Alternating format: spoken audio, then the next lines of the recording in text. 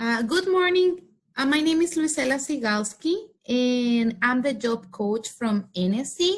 And today with me, we have Romana. Romana is going to be the interpreter for today's class, which the title is Mini Job Club Session for Russian-speaking clients. Доброе утро. Меня зовут Луисела Сугалски, и я тренер по трудоустройству. И сегодня мы хотим провести клуб для тех, кто ищет работу, Job Club, на русском языке. Вместе со мной Романа, она будет переводить для нас этот класс.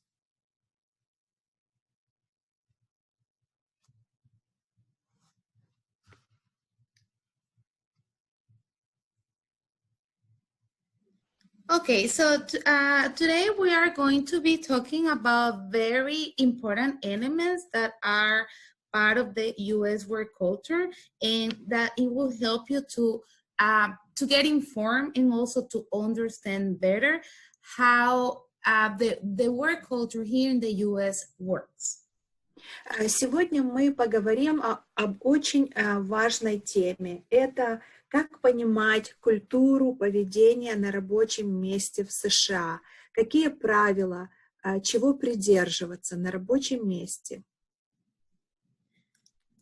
However, there's a few reminders that I would like to also give you today, and that reminder in particular is directly related to how important it is to learn English or improve your English ability or English skills for those clients who already speak or do know English, how important that is in your life and how much of an impact makes in your life and your family lives now that you live here in the United States.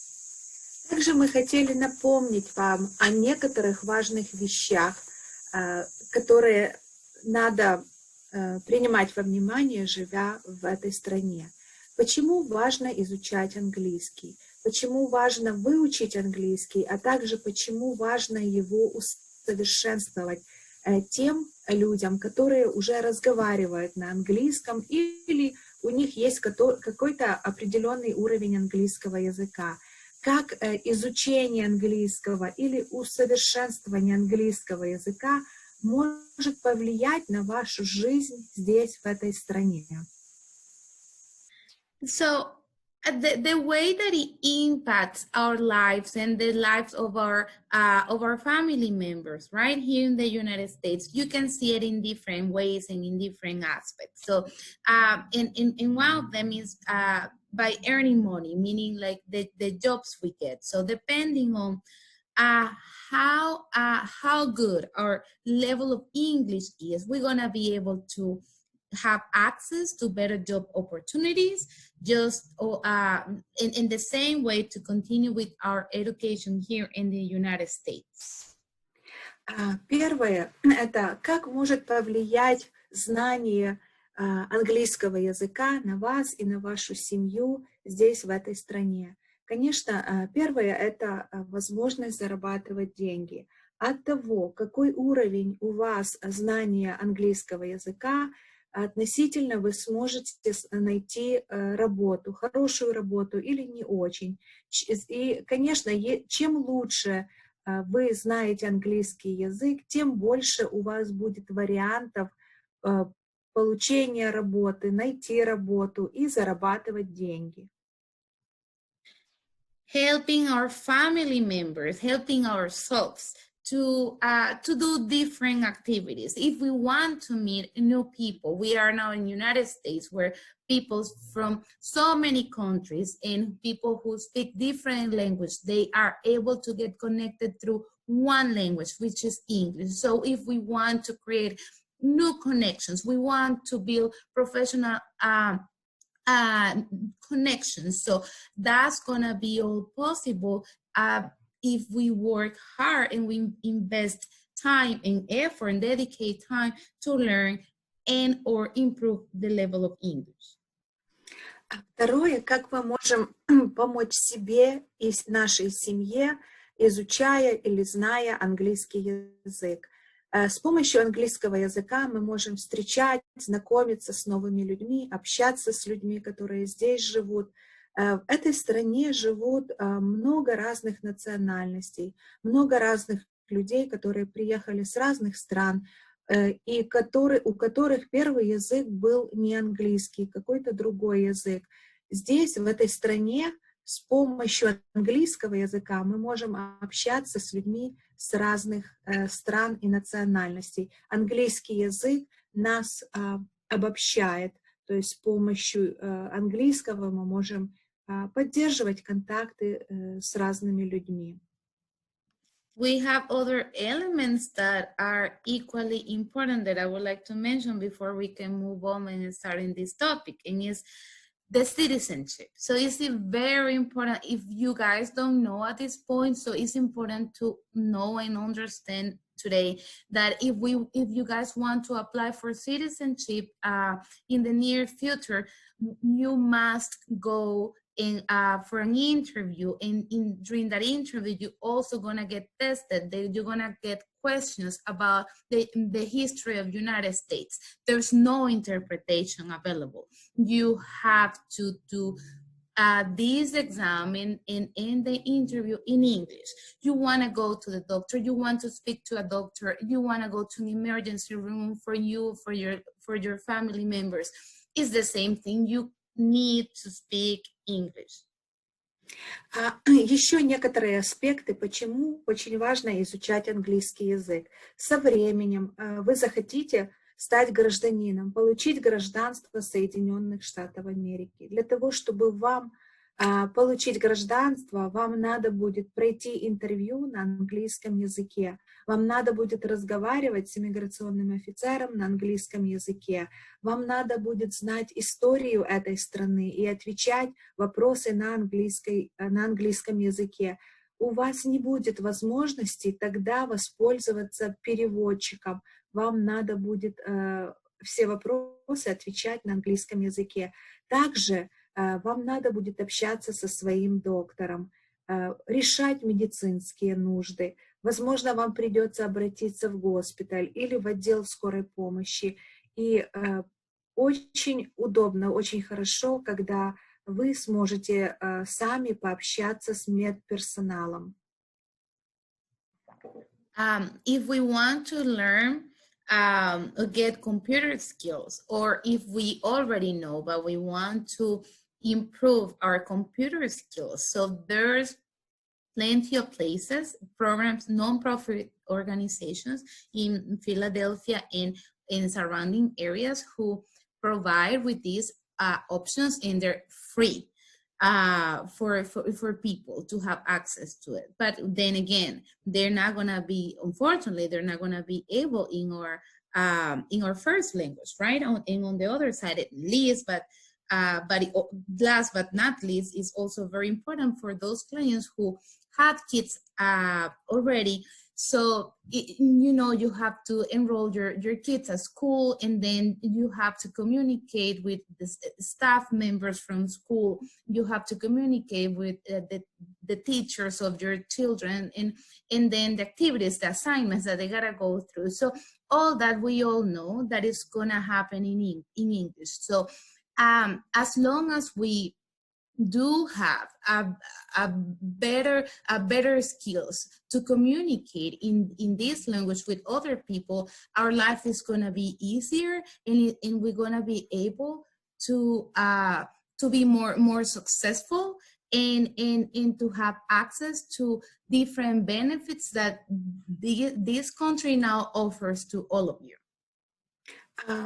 Третье – это компьютерные навыки. С помощью английского языка вы сможете выучить компьютерное дело, то есть научиться, как пользоваться компьютером. Возможно, вы уже знаете, как пользоваться компьютером. В таком случае вы сможете усовершенствовать свои знания пользования компьютером.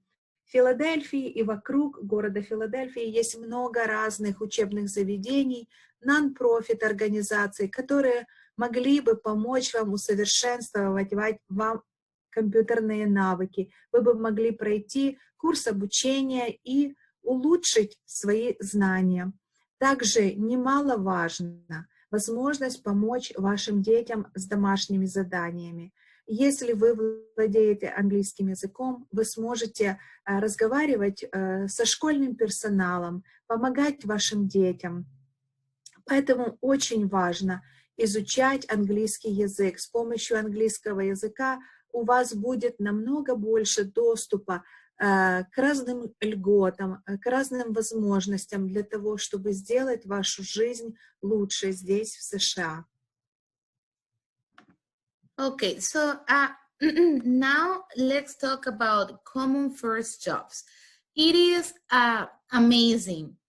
For the past 14 months that I've been working with NSC, and I have the pleasure to meet so many people from Russia, from Ukraine. I'm sorry, from Ukraine, and it's amazing how you guys, most of you have bachelor's degree, have master's degree, and were very successful in your home country. Now then, we come here. It happened to me 10 years ago. We come here. We most of us, we want to continue with our jobs and have the same occupations that we had back in our home countries. Unfortunately, at first, because we're new to the country and because we need to adapt, because we need to understand the culture and adjust to the culture, because we have immigration, immigration errands and activities that we have to go, we gotta go through. So we, unfortunately, for a period of time, we're not gonna be able to get the job that we want to get, whatever is our dream job. So what is happening, or is going to happen, in case it hasn't happened to you guys, is we are going to have to work jobs that you can see now on the screen. So the first, the type of common jobs that we as immigrants have once we come here to the United States are in factories, or we can either work as a housekeeping, or maybe in retail, or in the food or restaurant industry, or in the healthcare industry, in construction. So that's typically the type of jobs that we immigrants, refugees, we ended up having at first. And what is important here to understand is, I don't want you to feel that these type of jobs are the type of jobs that you're gonna have for the rest of your lives. No, it's a common first job that you're gonna have by working, studying, preparing yourself, improving or learning your English abilities, so you are going to get the job that you're looking for, the job that you want.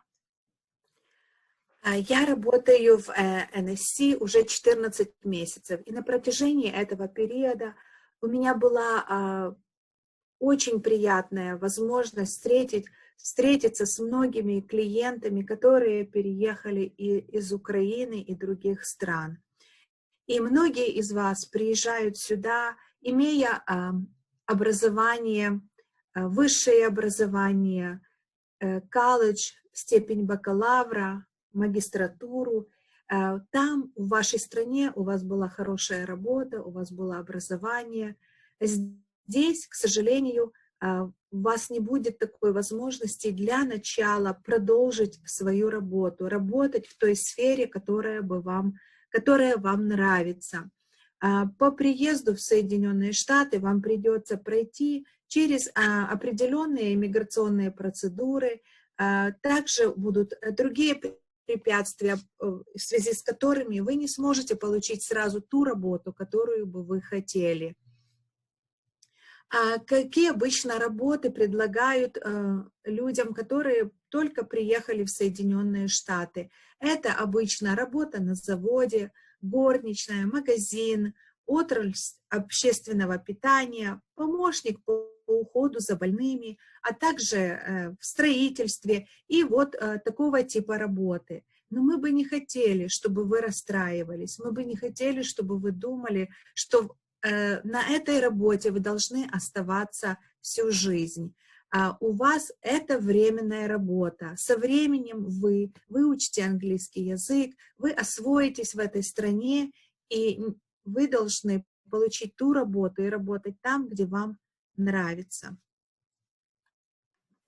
I also, before we move on, I also want to make a remark, and it's this.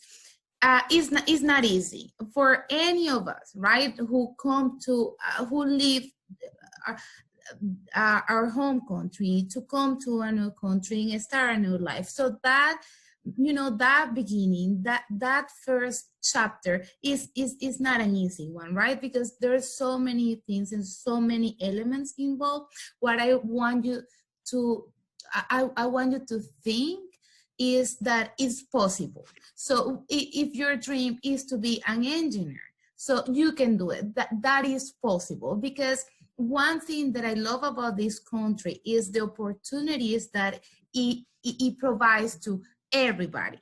So it is possible to do whatever we want. We just need to put effort and dedicate time and be determined to do it. Yes, it's not going to happen, unfortunately, overnight or as fast as we would like to, but I promise you that if you continue your education, even if you improve your English level, and you are determined to do what you want to do, you're gonna get it. You are going to get it. And it, which is obviously at the end is gonna be great, because it's going to translate into a better quality of life for you and for your family. Конечно, мы понимаем, что это нелегко. Это совсем нелегко оставить свою страну, переехать сюда, где вы столкнетесь с многими новыми элементами, какими-то новыми элементами в этой стране. Но мы бы хотели сказать вам, что это возможно. Америка — страна возможностей. Допустим, если вы в своей стране работали инженером, вы сможете добиться своей цели, вы сможете здесь получить эту работу, вы сможете переучиться, доучиться и выучить английский язык, если только вы поставите перед собой цель и будете упорно идти к цели. Да, это нелегко, это не случится через день, или, возможно, даже не случится так быстро, как вы бы хотели этого, но это возможно, и мы бы хотели вас просто поддержать и направить, что если у вас есть какая-то цель, улучшить свою жизнь здесь, в Америке, это возможно, потому что Америка — страна возможностей, и у каждого здесь, у каждого проживающего в этой стране есть возможность получить, добиться того, чего бы он хотел.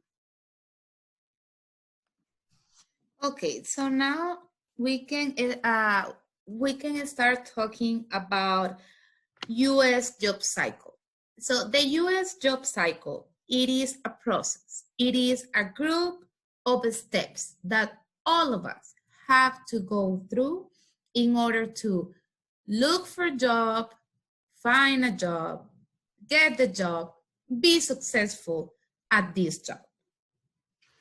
Сейчас мы бы хотели поговорить о цикле поиска работы, цикле подачи заявления на работу.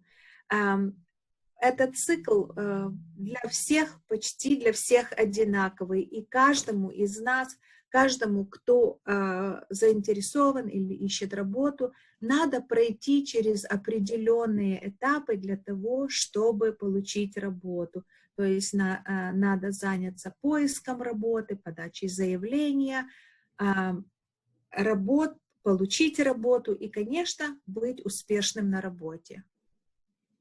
So these steps are they are in order, okay? So first, finding job openings, that's going to be number one.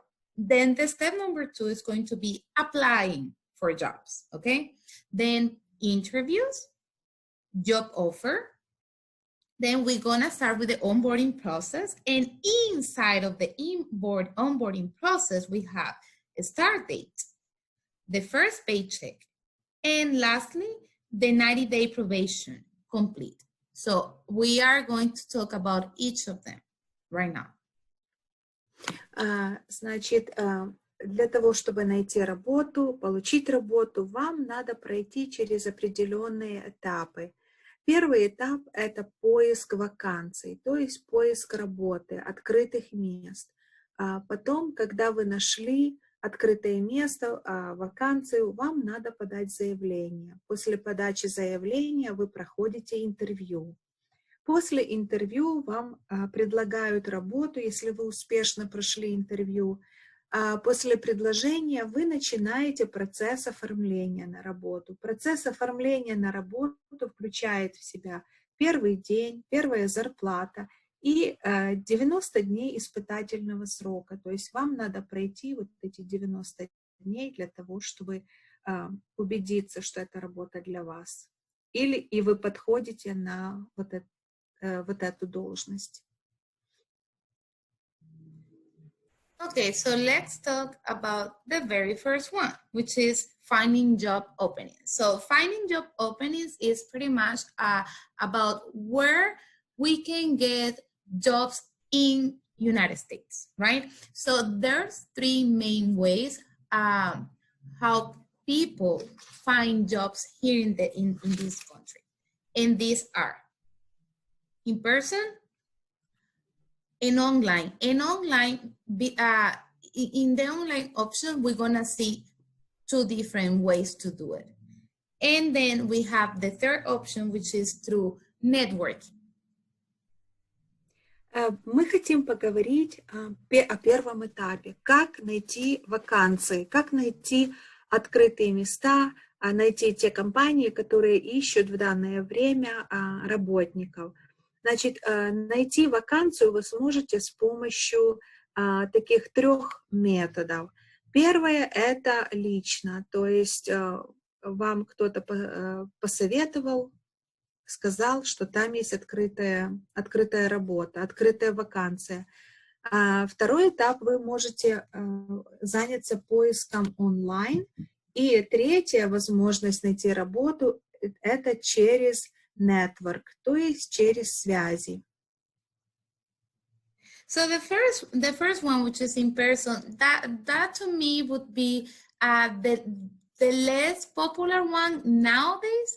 But however, we can also apply in person depending on the type of jobs we're looking for. So the most common way to apply for jobs in person is going to be if we are going to find jobs in the retail industry. Or, for example, it's very common if we want to work for a restaurant, for a bakery, a store, to go in person and ask them if they're currently hiring.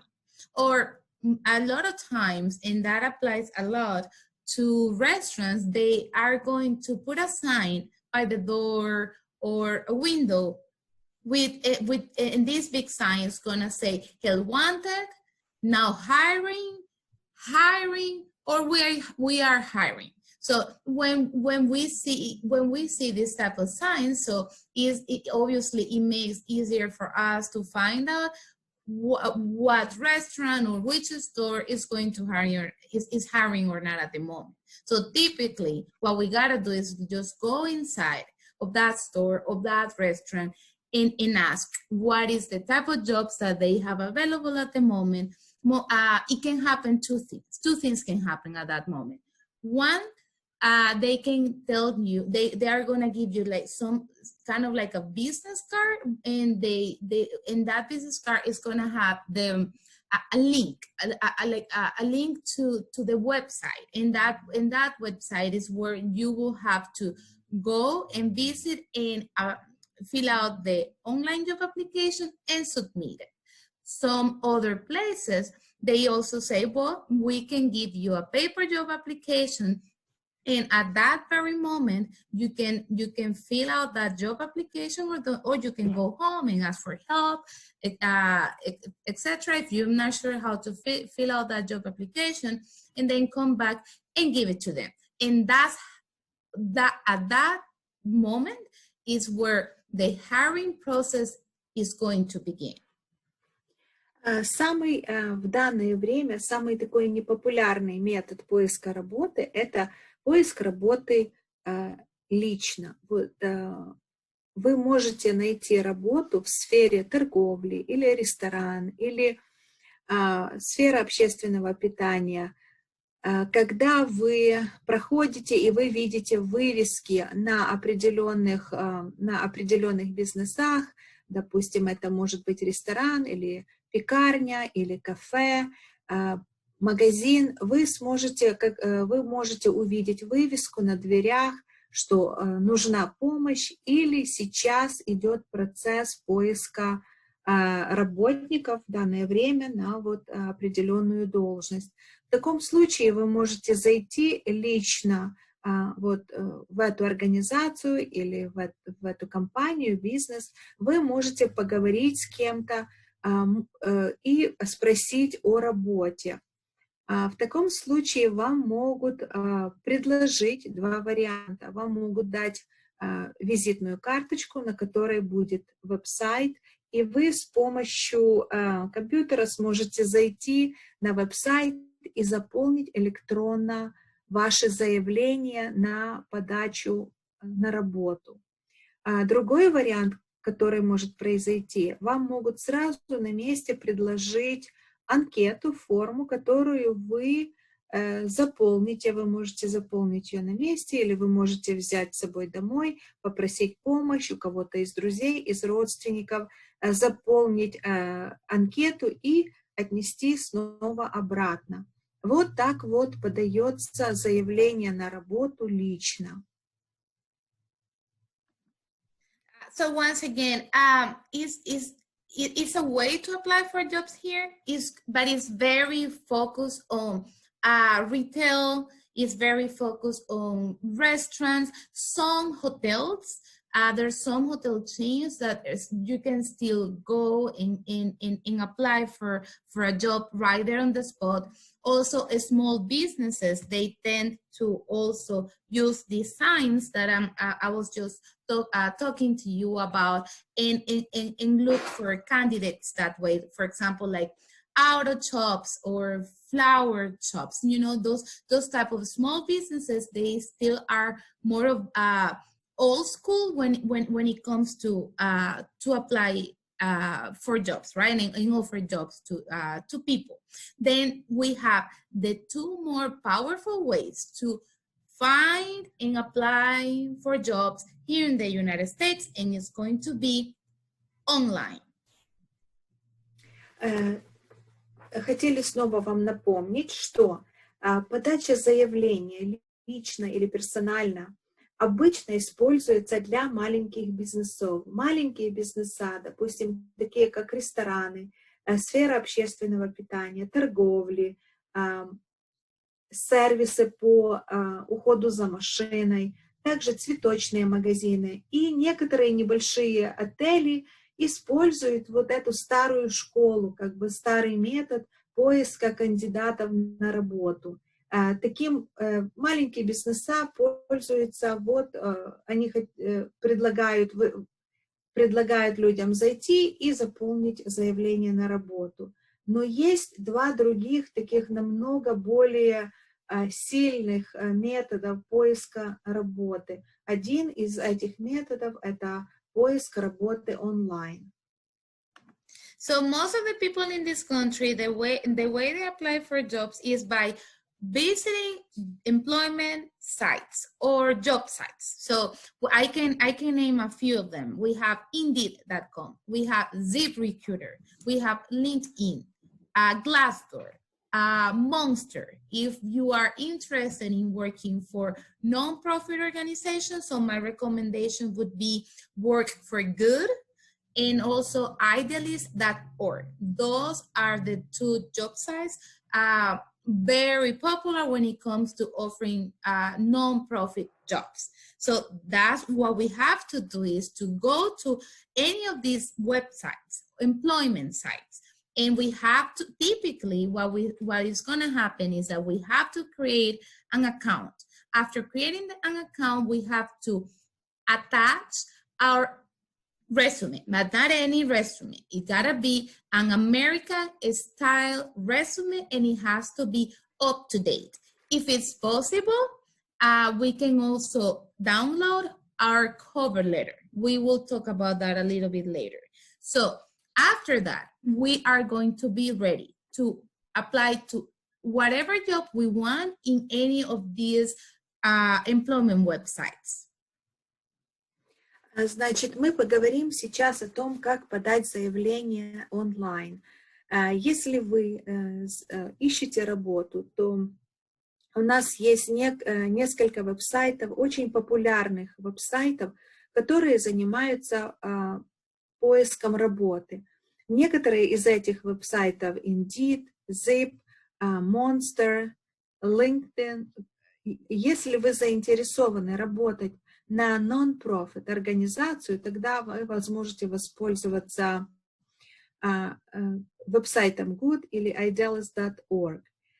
Значит, для того, чтобы подать заявление на работу, вам, конечно, надо будет иметь резюме. Резюме должно соответствовать стандартам этой страны, стандартам Америки.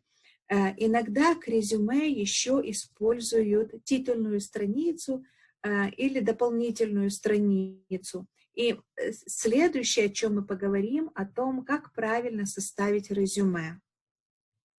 The medium and big size companies, what they're normally going to ask you is to fill out an online job application. And at some point during this online job application, they are, you have the opportunity to attach your resume. Then for the small businesses, and also applies a lot to nonprofit organizations, instead of making you fill out this online job application, they are going to give you or provide with a name, email address, and then to this email address, you have to attach your resume and your cover letter. Sometimes, and we are going to talk about the cover letter later. So sometimes what is going to happen, and this typically happens with nonprofit organizations, is that they are going to ask you to provide with 3 professional references. Make sure that the professional references, you have to include the name of the person, email address, and or phone number. The job title of the person and where that person is working, meaning the name of the company or organization that where this person is working. And these 3 people that you are going to include, make sure to let them know that you have included them, and they may get a phone call or an email address from this potential employer of yours. Most of the time, what is going to happen nowadays is, rather than a phone call, what they mostly do now is sending an email address to that professional reference. Значит, когда у вас будет возможность подать резюме, вы найдете определенное рабочее место, на которое вы бы хотели подать, вам предоставят email-адрес. На этот email вам надо будет отправить резюме. Возможно, вместе с резюме надо будет отправить титульную страницу. Компании, которые побольше, они всегда как бы хотят получить от вас резюме вместе с титульной страницей. Но компании поменьше иногда запрашивают только резюме. Вместе с резюме вам надо будет добавить 3 человек, которые бы могли порекомендовать вас. То есть компания, в случае, если компания захотела бы узнать побольше о вас, они будут связываться с этими людьми. Вам обязательно надо будет предоставить имя, фамилия, номер телефона и имейл этих людей. Скорее всего, компания будет использовать email для того, чтобы связаться с ними. Обязательно предупредите ваших друзей, которых вы вписали как людей, которые могут дать вам рекомендации. Обязательно предупредите их, что, возможно, с ними будут связываться относительно вас, чтобы они были в курсе дела и готовы были ответить. And then also, I would like to mention in this moment, at this moment, is that typically the process of looking for jobs, applying for jobs, interviewing for jobs, and get the job, and start at this new job is going to take anywhere between 1 to 3 months. So I don't know how it works in your country. In this case, the process of looking, finding, and getting and starting a new job. Remember, every country is different. Here is a slow process, so we have to be patient. It's not easy to be patient because getting a job, and especially if we're looking for the job we want, most of the time we're like very anxious, right, to get it. But here in the United States, it is a process, and it's the process that we are going to be talking today. So I need you to be very patient. For those clients who are now working and want to get a job upgrade, want to switch a job. So go through this process. Do not quit your job. Keep your job because you still need to pay your bills. You need to cover those expenses for you and for your family, but keep dedicating time in every day or 3 days a week and dedicate that time to apply to the jobs you want and go through this process until you get it. That's the way you have to do it. That's the way I did it. That's the way Romana did it. That's the way everybody in this country does it. Do not quit a job without having a new job already lined up, okay? And if you do that, it's gonna be easier on you and for your family, okay? And once again, the time is very important here. You need to, I don't want you to feel not motivated when you start looking for jobs and applying for jobs. When you start this process and you see that 1 month goes by, 2 months goes by, 3 months goes by, and you still don't have it because it's not easy, especially now. Especially now, we're living very hard times. There's so many people who are unemployed in United States. So we gotta be conscious and aware, and don't feel bad about yourself if it doesn't happen as quickly as you know. Always keep that in mind. Don't forget, but keep doing it. Just keep doing it and be constant, and you'll get it. You'll get the job that you want. Сам процесс поиска работы и получения работы не самый быстрый. Здесь, в Соединенных Штатах, занимает от 1 до 3 месяцев. Возможно, в вашей стране это происходило по-другому, было проще, было быстрее. Но, к сожалению, здесь для того, чтобы пройти вот все эти этапы, начиная от поиска работы до получения работы, занимает в среднем от 1 до 3 месяцев. И, возможно, конечно, вы хотели бы получить работу чем побыстрее. Вы ждете вот этого дня, когда вы получите работу, но оно не происходит так быстро, как бы вам хотелось. Мы бы очень хотели, чтобы вы не теряли надежду. Рано или поздно вы найдете работу. Вы пройдете все эти этапы и начнете работать. Хотели бы сказать несколько слов для тех людей, которые в данное время работают, но хотели бы найти лучше работу, занимаются поиском другой работы, хотели бы поменять работу. Мы очень рекомендуем не увольняться с работы, пока вы не нашли новую работу, ту работу, которую бы вы хотели или которая бы вам больше нравилась.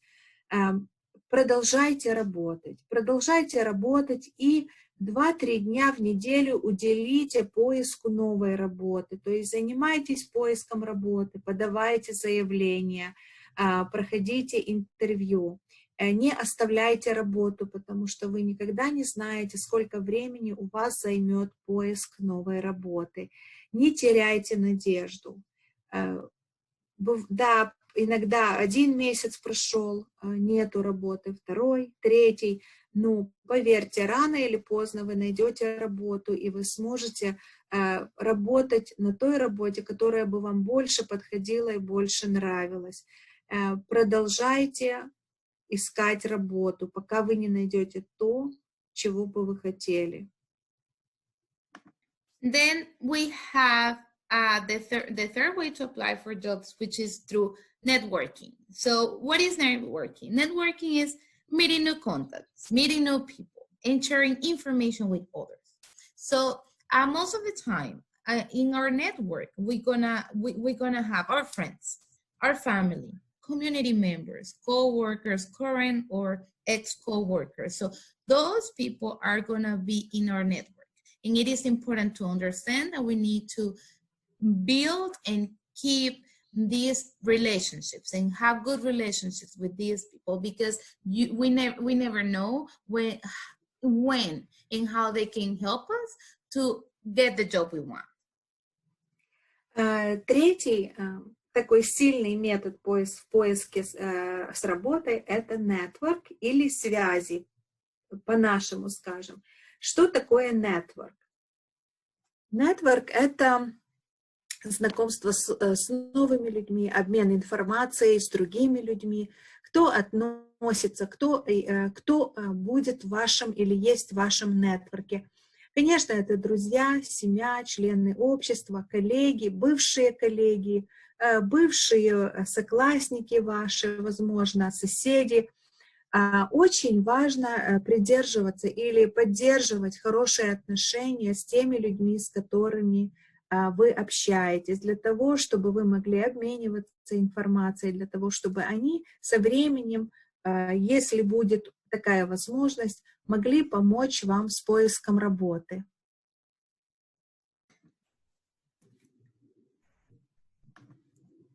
Then why we want to network? Different reasons. And in this country, let me tell you, the power of network is very strong.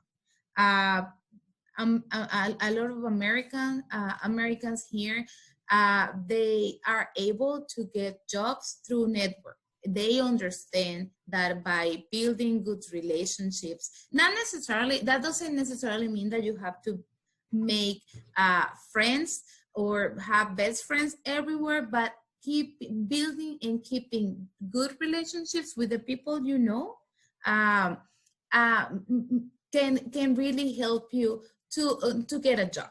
Okay, so that is something that you see quite often here in this country. And the other thing is that networking doesn't only help you to get a job.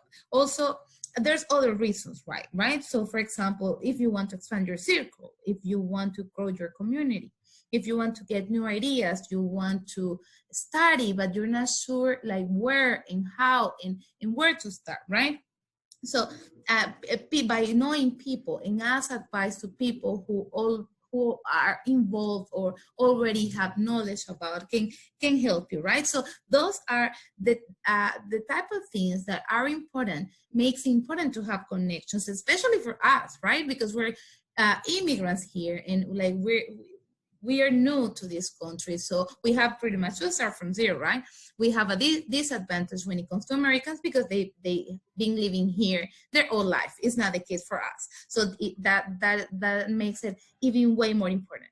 Ask for advice and discover educational opportunities, new job opportunities. Those all are very meaningful reasons why we want to not only create, once again, not only to build, but also to keep these relationships during the time.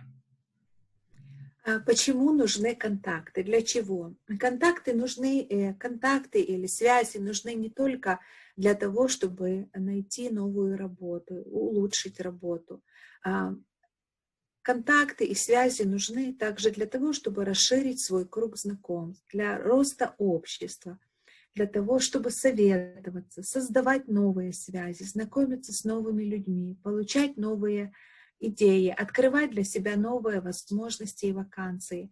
Особенно важны вот эти контакты и связи для нас, для людей, которые приехали сюда, для иммигрантов, потому что очень часто нам все приходится начинать здесь с нуля. Иногда у нас нету малейшего понятия, как это сделать, с чего начинать. Поэтому очень важно поддерживать связи, поддерживать контакты, разговаривать с людьми, спрашивать, задавать вопросы. Потому что те люди, которые прожили здесь, в стране, которые уже знают, уже имеют какие-то знания относительно определенного предмета, они всегда могут подсказать, они всегда могут нам помочь, посоветовать. Также очень важно для того, чтобы продолжать обучение, если вы хотели бы получить образование здесь или переучиться, доучиться. Очень важно поддерживать контакты, спрашивать, разговаривать с людьми, которые, возможно, прошли уже это. Они с радостью помогут, подскажут вам, где, что и как начинать, с чего начинать. Okay, so now let's move on and talk about the next step in the process, which is applying for jobs. And something that is very important to know is to be sure what is the type of documents that I need today and tomorrow, and that we always going to need in order to apply and get a job in the United States legally, right? So we have, what you're seeing on the screen is 2 options, but in reality, we have 4 options. But let's talk about each of them.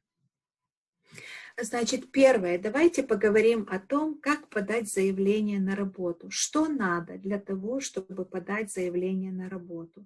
Для подачи какие документы нужны для этого?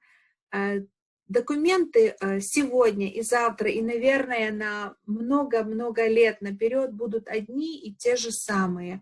Обычно для того, чтобы подать заявление на работу, вам нужны будут следующие вот таких, наверное, 4 документа. The first option that we're gonna find is we have to have the Social Security card and our identification card. When it comes to the identification card, it can be 2. Option 1, for those people who want to have a driver's license because they want to have a car, they want to drive. So their identification card is going to be the driver's license. Okay, so if you are going to travel from Pennsylvania to the state of Washington, so your identification is going to be your driver's license. If you are going to the bank and you have an account with that bank and you want to, I don't know, ask for, you want to apply for a credit card. So they are going to ask you for your ID, identification. So your identification is going to be your driver's license. Other people do not apply for driver's license. So there's another card that you also get at the DMV, right? That is called identification card. So that one is going to be your ID. So those 2 together, once again, your Social Security card and your identification card or driver's license is going to be together the way you can apply and get a job. Первый вариант. Какие документы вы можете использовать для того, чтобы подать заявление на работу? Значит, вам обязательно надо будет карта социального обеспечения или, как здесь в Соединенных Штатах называется, Social Security Card.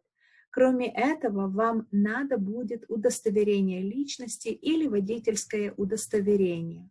Допустим, если вы планируете добираться куда-то из Пенсильвании, Вашингтон, Д.С., вам обязательно надо иметь водительское удостоверение. И это водительское удостоверение может выступать в качестве удостоверения личности. Вам не надо иметь дополнительное удостоверение личности, вы можете использовать водительское удостоверение. Допустим, если вы обратились в банк, вы бы хотели открыть или получить кредитную карту. В качестве удостоверения личности вы можете использовать свое водительское удостоверение.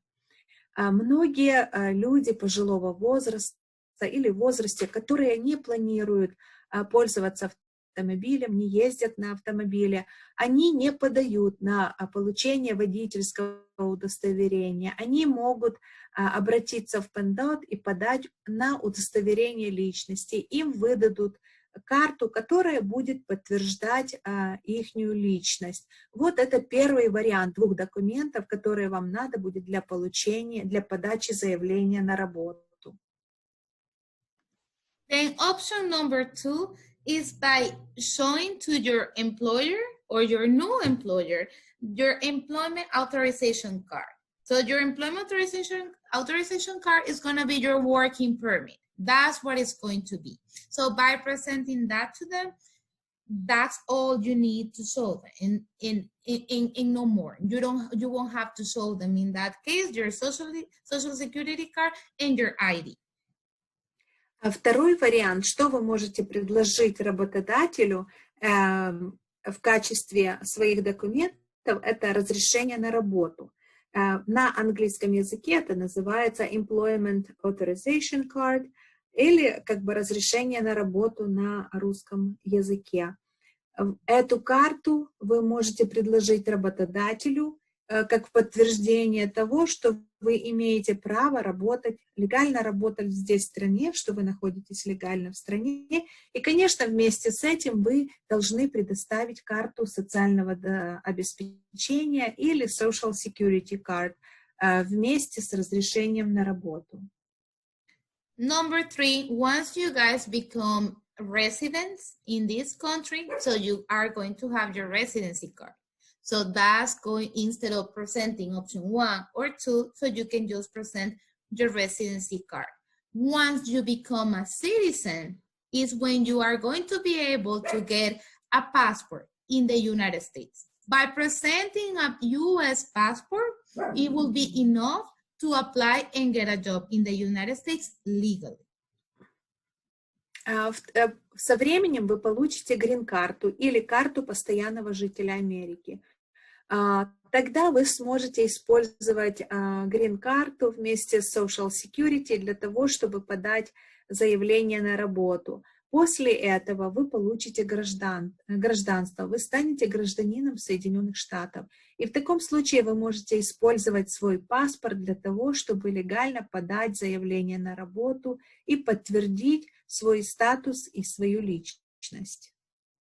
Something important to please keep in mind and do not ever forget is when to present these documents. So whatever is our decision to show option 1, option 2, and 3 and 4 when it's available, we are going to present these documents to our new employer after they offer us the job. If there's no job offer, so we don't have to show them anything.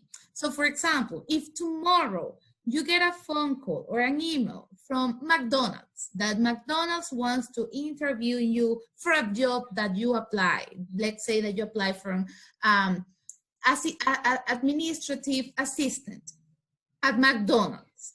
So if you are going to get interviewed for this position, for this role at McDonald's, during the job interview, it's okay to ask you if you are work authorized. What is not legal to do is to ask you to show you, to prove them that you are legally authorized. The questions is okay, are you work authorized?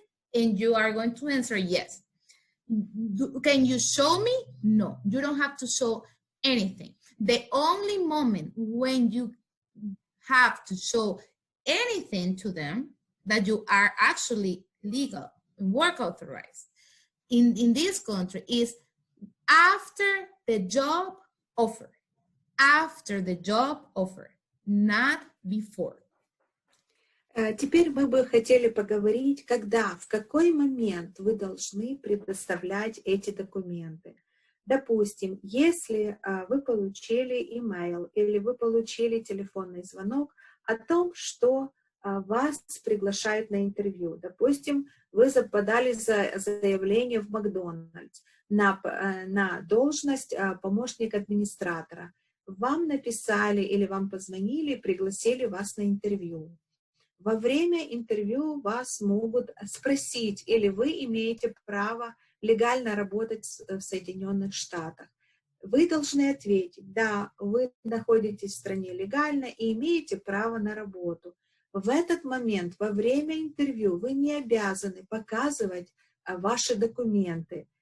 То есть работодатель не имеет права запрашивать ваши документы до интервью или во время интервью.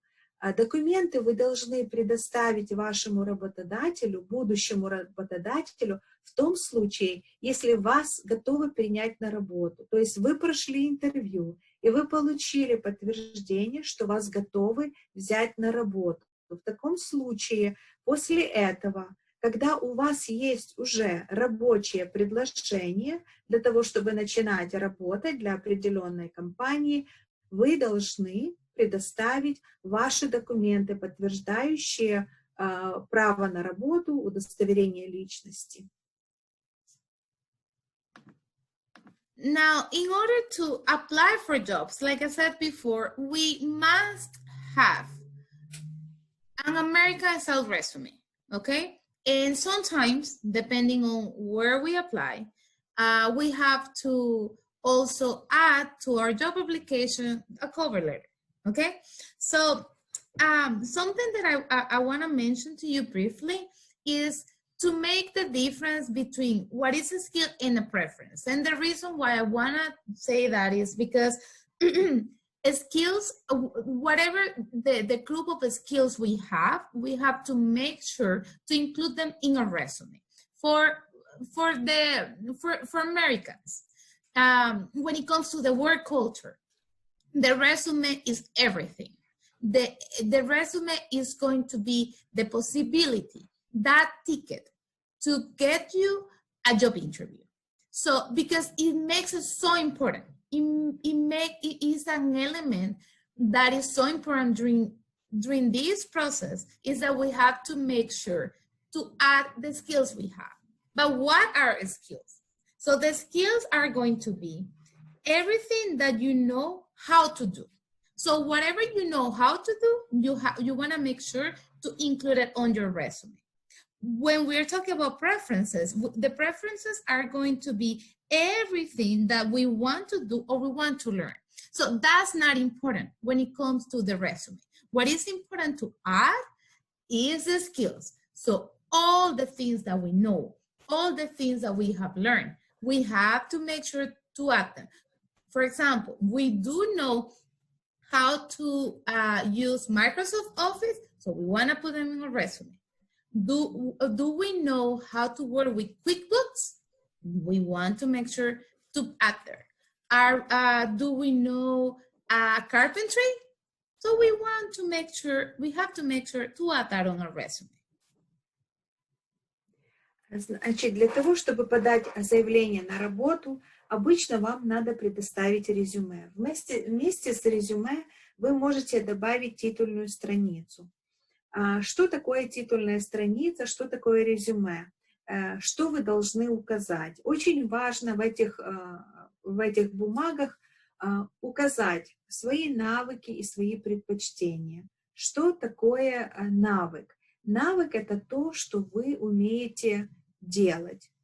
Значит, допустим, если вы умеете пользоваться программами, компьютерными программами, такими как Microsoft или QuickBooks, вы должны это указать в своих навыках.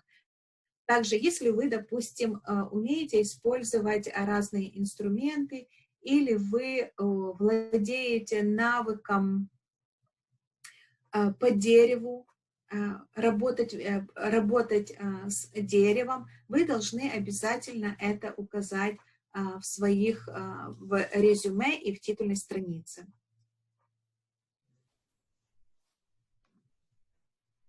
So what is a resume, and why is it important to have a very good American style resume?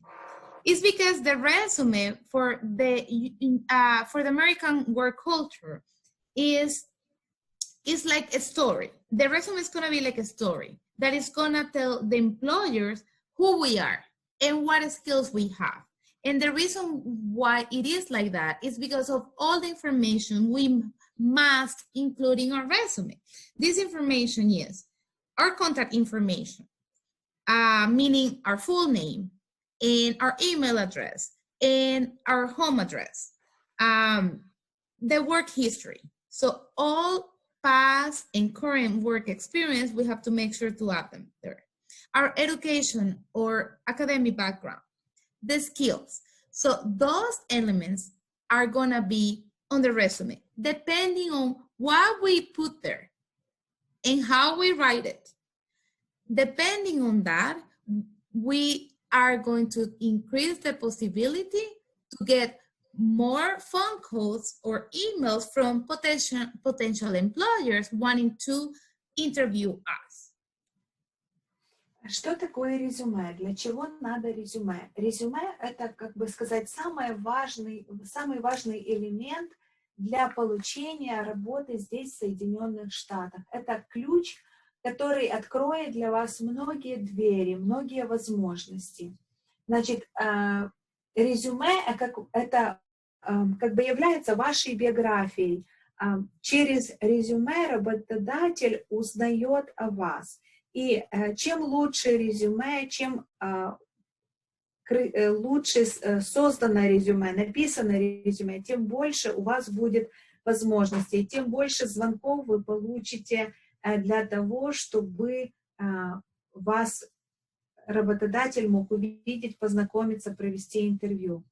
И основная цель резюме в этом и заключается, для того, чтобы вас привести на собеседование, на интервью. Резюме расскажет работодателю о ваших навыках. Также в резюме должна быть следующая информация. Ваши контактные данные. Убедитесь, что информация правильная для того, чтобы работодатель мог с вами связаться. Ваш опыт работы, где вы работали, чем вы занимались. Обязательно должно быть указано ваше образование, ваши навыки и ваши предпочтения. Очень важно, чтобы вся информация была точной и правильной на резюме. Then we have a cover letter, like I mentioned before, especially non-profit organizations and small businesses. They are going to ask you to attach to your job application a cover letter. And the cover letter is a letter that is going to explain the type of position you are applying. You have to make sure to mention what is the role or the position you're applying for at that organization or company. And you have to let them know, you have to convince them through this cover letter how qualified you are for this job, and why your experience together with your academic background and your skills are relevant enough and important enough to make you the best candidate or a very good fit for this job that you're applying. That's in few words what a cover letter is. Что такое и для чего нужна титульная страница? Небольшие бизнеса, а также non-profit организации обычно предпочитают, чтобы вместе с резюме была добавлена титульная страница. Титульная страница говорит о том, на какую должность вы претендуете, насколько вы квалифицированы для этой должности и как ваш опыт и навыки соответствуют должности. То есть с помощью титульной страницы вы должны убедить организацию или компанию о том, что вы являетесь самым лучшим кандидатом на эту должность. Don't forget, please, something to keep in mind that I didn't mention before. Resumes, they gotta be 1 page long unless you have way too many past work experiences. So it can be like 1 page in half of a second page. But most of the American style resumes are gonna be 1 page long. The same rule applies to cover letters. The cover letters, once again, make sure to mention your work experiences, your academic background, your skills, the languages that you speak, and let them know through this letter your achievements. What were you able to achieve in A, B, C work experiences that you had, either here in the United States or in Ukraine? It doesn't matter. Значит, также хотели бы вам напомнить о том, что резюме должно быть написано на одной странице. Если в случае у вас было много работ в прошлом, и вам не помещается написать всю информацию, в крайнем случае вы можете это все поместить на страницу и половину. Но старайтесь по возможности вместиться на одну страницу. То же самое относится к титульной странице. Титульная страница должна быть написана на одной странице. В основном здесь в Соединенных Штатах работодатели предпочитают, чтобы резюме было на одной странице, и титульный листок тоже был, титульная информация тоже была помещена в размере на одну страницу.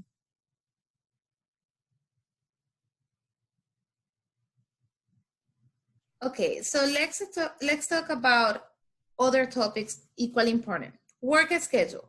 So you have a full-time job when you work 35 hours or more every week. You have a part-time job when you work less than 35 hours every week. Давайте поговорим сейчас о графике работы.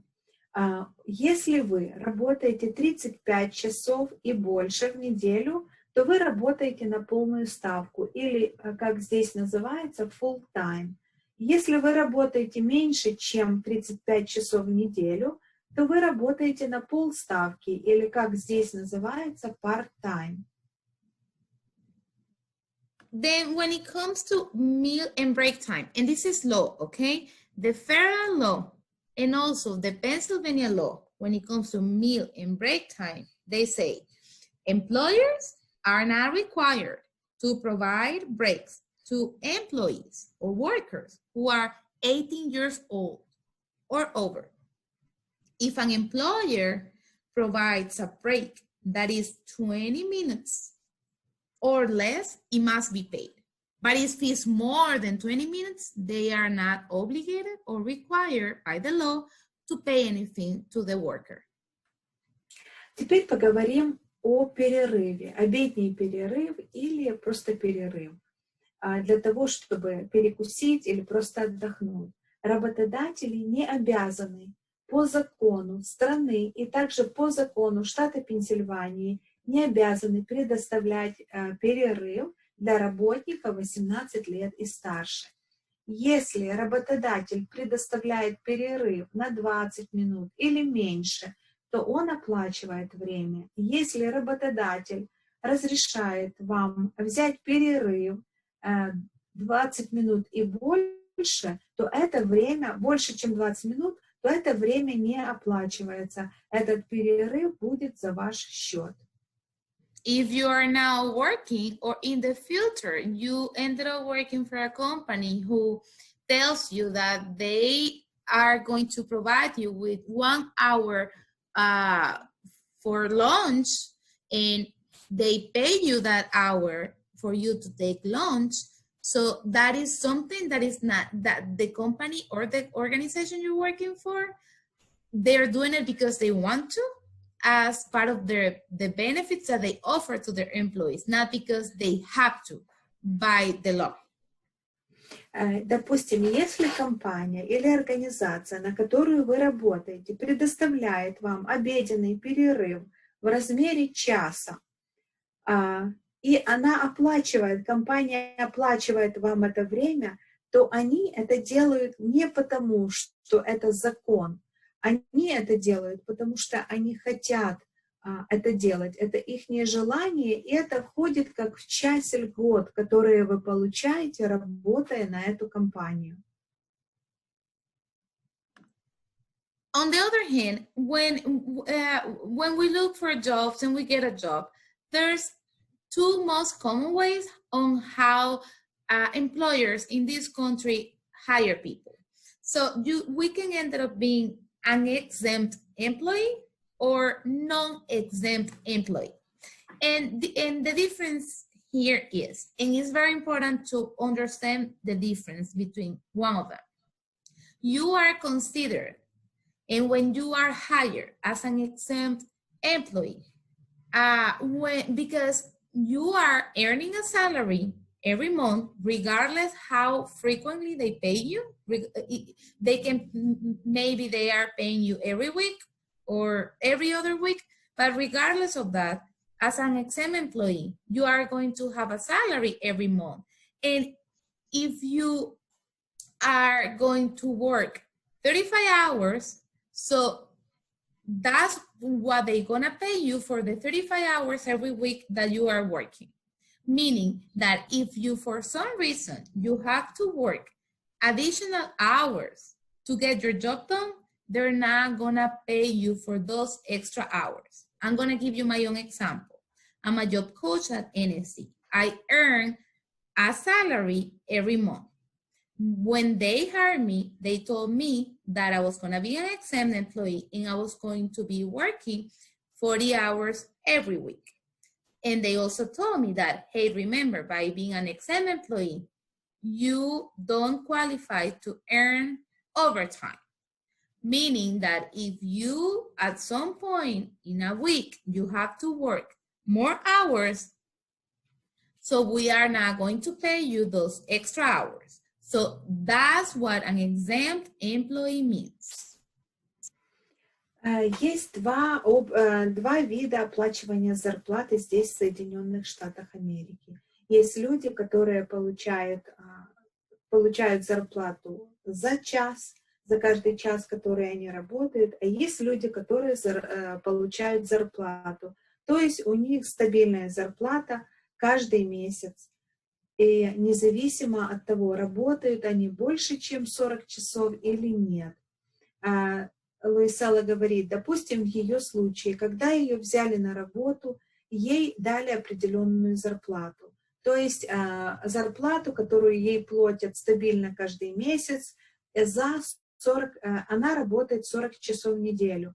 Но бывают времена, когда ей надо поработать больше. И если она работает больше, то ей за это не доплачивают дополнительно, потому что у нее договорная зарплата. То есть была оговорена определенная сумма, и она, даже в случае, если она работает больше, чем 40 часов в неделю, она получает всю ту же зарплату. Ей не платят за сверхурочные часы, которые она работает.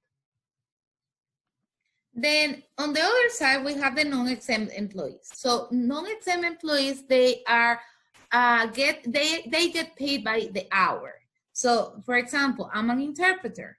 So and they hire me and they say that they're gonna pay me by the hour. That makes me a non-exempt employee.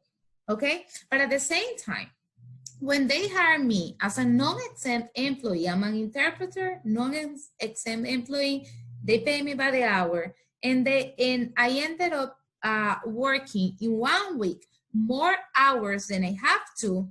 Let's say, once again, I'm an interpreter, but full-time, meaning that I work 35 hours per week.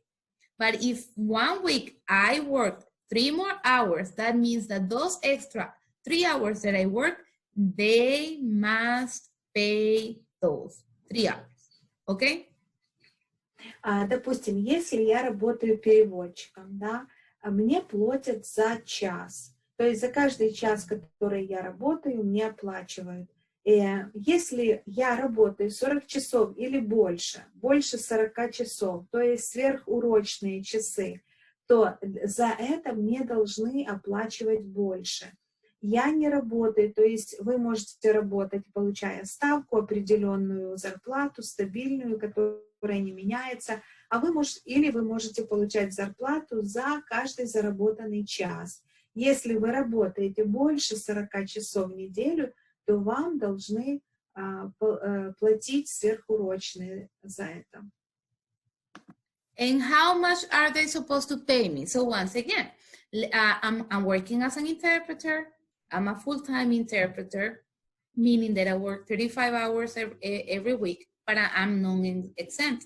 So last week, I worked 3 additional hours, meaning that I ended up working 38 hours. So the first 35 hours, they are going to pay me $10 per hour, which is the amount of money that they told me they were going to pay me for every hour that I work. But since I worked 3 more hours, so those 3 hours are considered by the law overtime. So that means that I have to, in order for me to know how much those hours, the value of those hours are, I will have to multiply $10 by 1.5. And $10 is because that's what they are paying me for every hour that I work, by 1.5.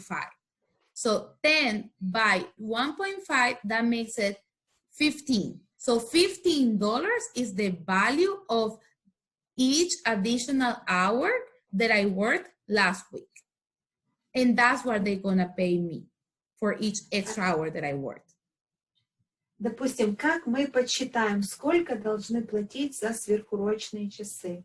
Обычно за то, что человек работает больше, платится за сверхурочные часы, оплачивается больше, чем регулярные часы. Допустим, если я работаю переводчиком, я работаю на полную ставку, и мне платят $10 за час. Значит, на этой неделе я проработала на 3 часа больше, чем обычные 40 часов.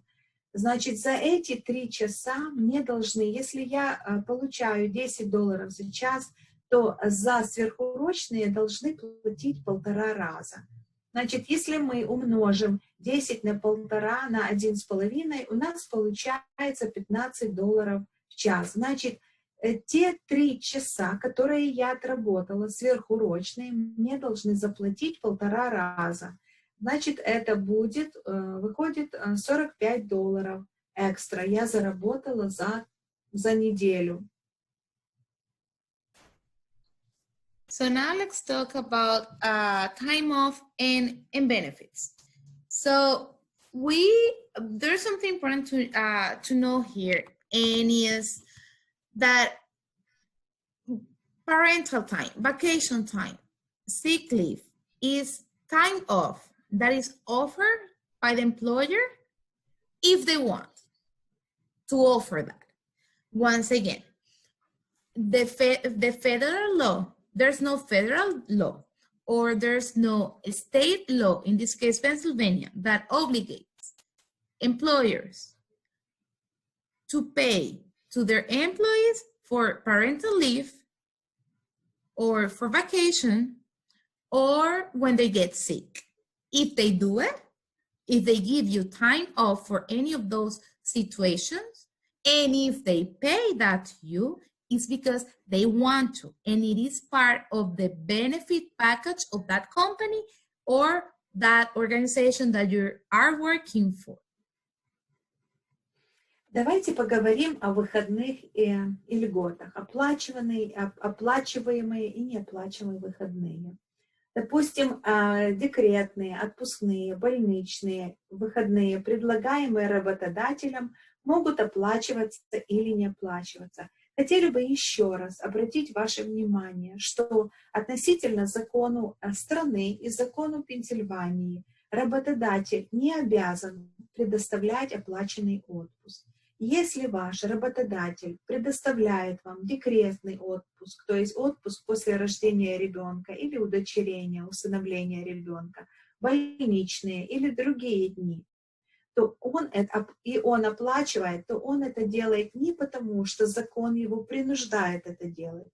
Он это делает, потому что он хочет это делать. И это является частью ваших льгот, которые вы получаете,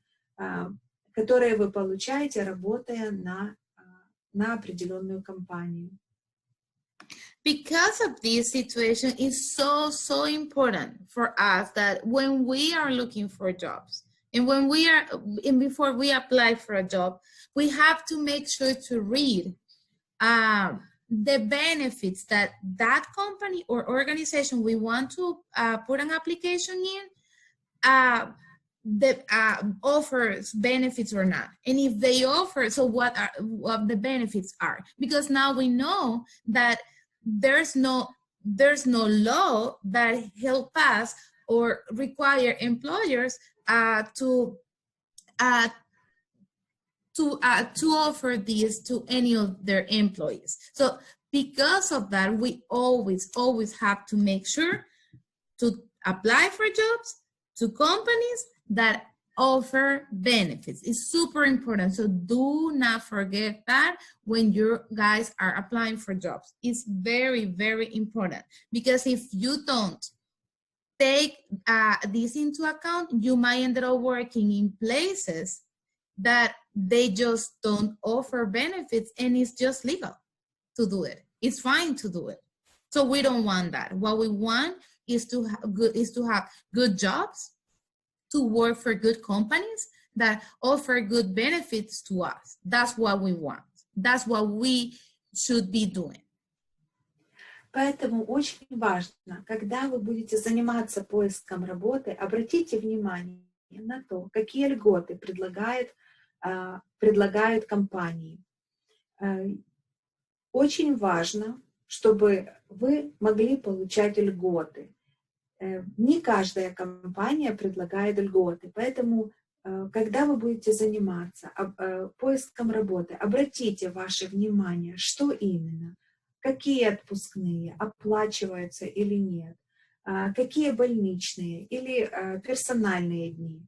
Очень важно, это очень важно, и очень хорошо, очень приятно работать на компанию, которая предоставляет такие льготы.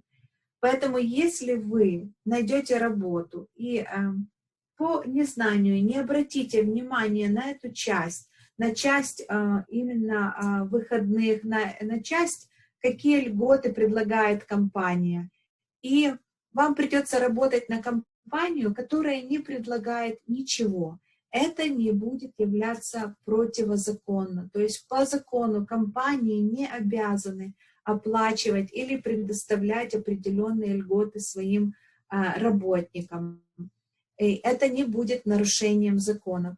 Поэтому очень важно, чтобы вы обратили внимание на эту часть. На часть, какие льготы и какие дни, что именно оплачивает ваша компания, какие отпускные дни. There's only one, there's a law that is important for you guys to be aware of, and it's called FMLA, which is Family of Absence, Leave of Absence.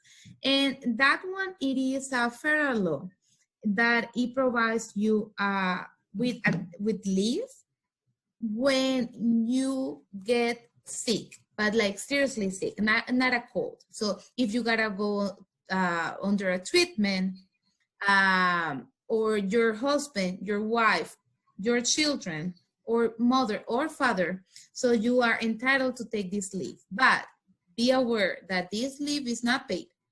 It's not paid. It's not going to be paid unless the company you work for, once again, they want to give you this leave paid. But if not, the law doesn't require to be paid.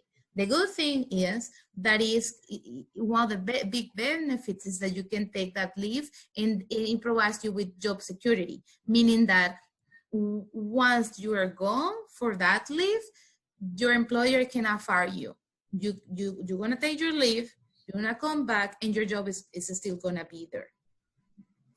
Единственный закон, который является законом, законом федеральным, это больничные. То есть, если это не относится к больничным дням, допустим, каким-то кратковременным болезням, простуда, грипп, это относится, когда вам надо пройти какое-то серьезное лечение. Допустим, вам или кто-то в семье заболел, и это лечение занимает довольно-таки длительный период.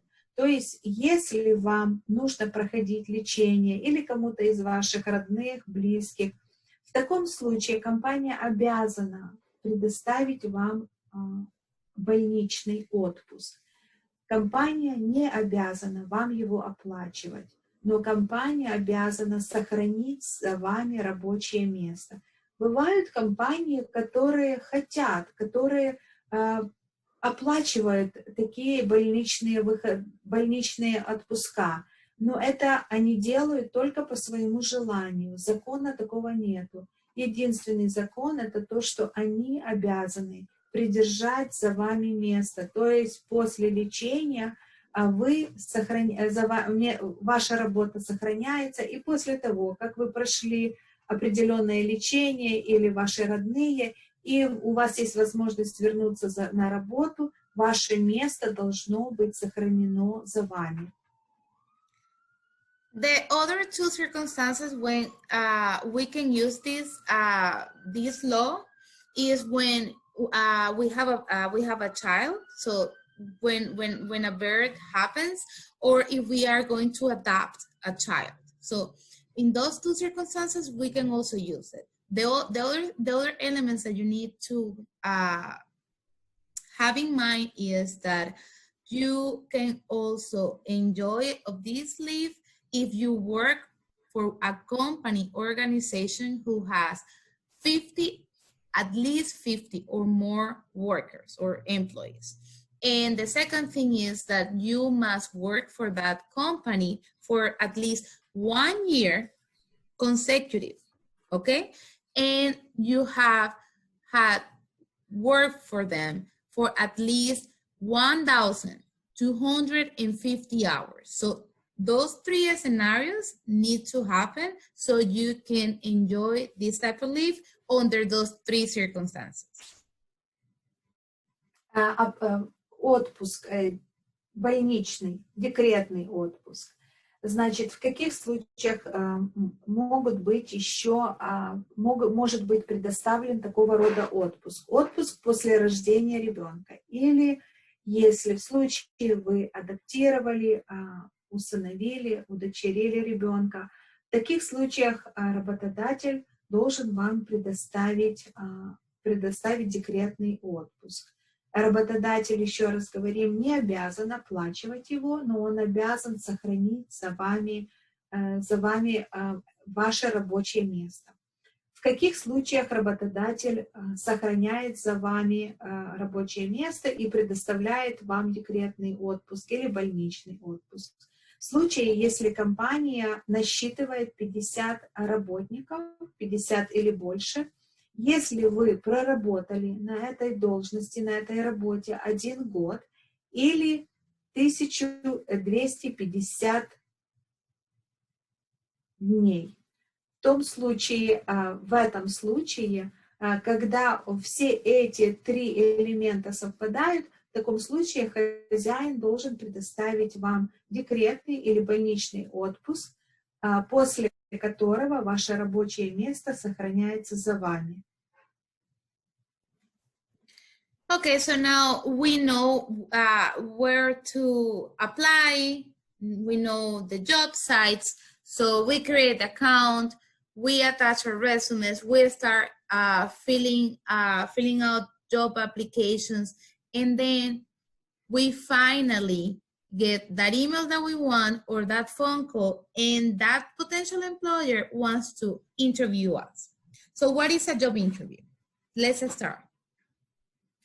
Допустим, мы нашли работу, мы подали заявление, мы подали все свои документы, и определенный работодатель решил провести интервью. Он хочет с нами встретиться и поговорить, провести собеседование. Что это такое и как это происходит? So a job interview under the U.S. work culture is a meeting between you and the employer, this potential employer, where they are going to ask you questions to see if you're a good fit for the job. You may also ask the employer, but at the end of the interview, questions to see if the job is the right one for you. Что такое собеседование на работу? Это встреча работодателя с вами, когда работодатель будет задавать вам вопросы, чтобы определить, или вы подходите для этой должности. А вы во время интервью вы также можете задавать вопросы работодателю для того, чтобы узнать, или эта работа подходящее место для вас. There's common interview questions that we're gonna get asked, and this is regardless the type of job that we apply. Yes, it is true, depending on the job we apply, there's gonna be like very specific questions that they're gonna ask us. But at the same time, and especially this applies to these countries, like this list of questions that you guys are looking at on your screen are the most typical, more common ones. And it's important, very vital for us to prepare to answer these questions. These questions are, and you can read it, Romana, after that. Во время собеседования, естественно, вам будут задавать вопросы, которые непосредственно относятся к определенной должности, к определенной работе. То есть вопросы профессионального характера. Но кроме этого, вам будут задавать вот такие обычные вопросы во время собеседования дополнительно к этим вопросам. Вас попросят рассказать о себе. Вас спросят, почему вас заинтересовала эта работа. Какие у вас слабости, какие слабые стороны, какие сильные стороны. Почему вы бы хотели работать для этой компании и почему вы ушли с предыдущей работы. Did you read the questions? Yeah. Okay. So what is more important here about the way we have to answer the question is, it's important that we take the job description of the job we apply. Okay. By the time we have this interview scheduled for a certain day and time, we have the job description. So make sure to study, not only read, to study this job description and match that job description with your resume. And you need to find where your that job description and your resume connect. So where they connect, the skills where they connect, and the activities that you have done in the past, they connect with that job description of yours that you have. So that's exactly what you have to communicate with them. Because here's the thing. The key of a successful job interview in this country is that to convince them that whatever that job description says in that role, you have to tell them that that work experience that you have, which is ABC, and this and the academic background that you have, which is ABC, and these skills of yours that you have that are ABC, those are connected 100% to this job description. And for that reason, you are the best person to work in that job. That's the way you have to, that's the kind of focus you have to have when you are preparing for a job interview in this country. That's the way you gotta do it. If you do it that way, and if you tell them, hey, I am qualified for this job because I have done this, and that, which is what you're looking for based on the job description that you provided. So that's the way you are going to convince them, hey, I am qualified for this job and I'm gonna do good in this job. Значит, вам надо очень хорошо подготовиться для собеседования. Вам надо изучить описание работы, какую должность, на какую должность вы подавали и проходите интервью. Значит, ваше резюме, ваши академические возможности, ваши работы, ваши навыки, ваши даже хобби должны соответствовать определенной должности, на которую вы подаете. Значит, ключевой элемент в прохождении собеседования это то, что вы должны убедить работодателя о том, что вы являетесь самым лучшим кандидатом, что все ваши навыки, ваше образование, ваши возможности совпадают той должности, на которую они ищут человека. Вы должны убедить, что вы являетесь самым лучшим кандидатом на эту должность. If there's experience that you have of skills that you know that are not related at all to the job that you apply and you are getting interviewed, don't say them during the job interview because it honestly is not going to help you. What is going to help you is whatever you tell them that is strictly related to the job they're looking for, okay? That's what it is important. When they ask you the question, tell me about yourself, they really don't want to know about your personal life. What they want to know is, by asking you, tell me about yourself, is what skills you have and what professional experience you have and how your academic background is connected to the job you're applying. And the same thing goes, and this is very important, when they ask you about why do you want to work for this company, you got to make sure to read about the company that is going to interview you. You have to read what they do. If they sell a product, so what do they sell? What do they do? What is the target? What is the type of audience? It's important that you know that because you have to let them know that you know what they do. Otherwise, why did you apply for that job in that company or organization? Значит, если у вас есть определенные навыки или ваш опыт работы, который не имеет ничего общего с той должностью, на которую вы подаете, вам лучше этого не открывать перед вашим работодателем во время интервью. То есть не говорить. Это вам никак не поможет. Вам помогут только те навыки, академическое образование или профессиональное обучение или опыт работы только в той сфере, которая имеет прямое отношение к должности, на которую вы подаете. Если, допустим, вас спросят о себе, никогда не рассказывайте личных данных, допустим, о семье, в этом плане. Если вас просят рассказать о себе, рассказывайте о своих навыках, о том, чем вы занимаетесь, только если это имеет прямую связь к той должности, на которую вы подаете. There's other tips that I would like to share with you today when we are going to have this interview. And it applies to before the interview, during the interview, and after the interview. You can read each of them then after that, Romana. Также мы хотели бы поделиться с вами некоторыми такими советами, чего надо придерживаться до интервью, во время интервью и после интервью или собеседования.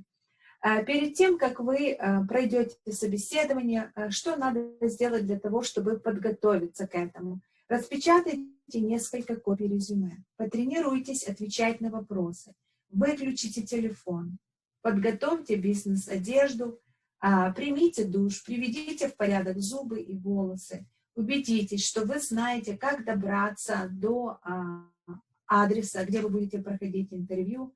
Узнайте, придите на 20-20 минут раньше, чтобы вы не опоздали. Также постарайтесь узнать о компании. Чем побольше информации, чем компания занимается, как она организовалась.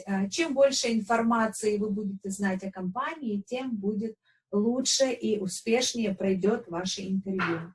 Во время собеседования, когда вы встретитесь с тем, кто будет проводить собеседование, поздоровайтесь, улыбайтесь, пожмите руку. Рукопожатие должно быть крепким, но мягким. Держите контакт глаз, то есть смотрите собеседнику в глаза. Обратите внимание на движение тела. Задавайте вопросы. Отвечайте на вопросы коротко, но четко и уверенно. После того, как вы прошли собеседование, поблагодарите того, кто проводил с вами собеседование. Спросите, какой должен быть следующий крок, что вам надо сделать после этого. Напишите имейл, то есть напомните о себе. И также не останавливайтесь, продолжайте и дальше подавать заявление на работу. Okay, then you get interviewed, and after you get the interview, well, you pass the interview, and you were the person who got selected for the job. What's gonna happen is they're gonna call you, or they're gonna send you an email saying that you were the person who was selected for the job, and they are going to send you something that is called a job offer letter. So the job offer letter is going to include very important information. For example, job title, wage, work hours, start date, benefits, and duration of employment. After reading all this information, if it is all correct, so you must sign it and send it back. They're gonna tell you if you want to, if they want you to send it back by email or in person. Что происходит после собеседования? Допустим, вы прошли собеседование или интервью по работе, и вас приняли на работу. Вы подошли на должность, которая была открыта, вам предлагают устроиться на работу. Значит, вы должны получить или по имейлу, или по почте, вы должны получить официальное предложение по работе. Прочитайте. Если вы получили предложение, рабочее предложение, письмо, оно должно включать в себя следующую информацию. Значит, в письме предложения должно быть включено и указано ваша должность, ваша зарплата, график, первый день, то есть когда вы начинаете работать, льготы, если таковые есть, на какое время вас берут на работу, если вам все подходит, вам предложение нравится и вся информация правильная, вы можете подписать рабочее предложение. After we sign the job offer letter, so the onboarding process and start date starts. So once you sign, they are going to tell you what is the date, your first day at work, right? Meaning the day where you're supposed to start working in that for that new company in that job. And during the onboarding process, there's different things that you will have to do, right? And this process normally is going to also take about 90 days, because we have to also add the probation time that you will have to go through. So you are going to learn about the dress code, like what you need to wear to go to work. You're gonna meet your team. You're gonna learn about what to bring on your first day at work, just like the start date. And you will have to sign for new hire paperwork, and depending on the company or organization you're gonna work for, they're gonna ask you to go through a background check or drug screening. It is going to be different, because it's not required by law. It's also ruled by each company, so they will tell you at the time if you have to or not. Значит, если вы подписали рабочее предложение, вас должны известить, какой первый день, когда вы начинаете работать. Кроме этого, вы должны вы должны знать, какой должен быть дресс-код, или что вы должны одевать на работу. Вы должны, естественно, узнать, когда первый день работы, что вам надо иметь с собой. У вас также произойдет встреча с вашими коллегами, работниками, с кем вы будете работать, оформление документов, проверка биографических данных и также проверка на наркотики. Это по закону не обязательно. Вас известят, или надо вам проходить эту проверку, или не надо проходить. И как это надо, каким образом и где это надо будет сделать. Then we have these forms, the I-9 form and the W-4 are the ones that you are going to sign. The I-9 form is to make sure that you're legally authorized to work in the United States. The W-4 is the document that is going to help them, your employer, to understand what is how much money they are going to deduct from your salary, so they can pay it to the IRS. And then we also have the employee handbook. The employee handbook, there's companies who have it as well, and it's going to give you information about the companies, rules, policies, information about the benefits, and the mission, dress code, etc. And the W-2 is a form that you are going to need every year. You're going to get it in January of each year, and you will use it in order to file your taxes every year. Кроме этого, вам придется подписать несколько форм. Или заполнить и подписать несколько форм. Форма I-9 – это форма, чтобы работодатель мог убедиться, что вы имеете легальное право работать здесь, в Соединенных Штатах. Это иммиграционная форма, заполняется, и работодатель получает подтверждение, что вы имеете право работать. Форма W-4 относительно заполняется для того, чтобы работодатель знал, сколько вы должны платить налогов, то есть какие налоги должны с вас сниматься, это относительно вашего семейного положения. Также вы должны получить справочник сотрудника, в котором будут включены все правила, которые должны соблюдаться, работая в определенной компании. Форма W2 или W2 – это форма, которую вы будете получать в конце года, и где будет указано, сколько денег вы заработали в этой компании за год, и сколько денег с вас было учитано, то есть было снято на оплату определенных налогов.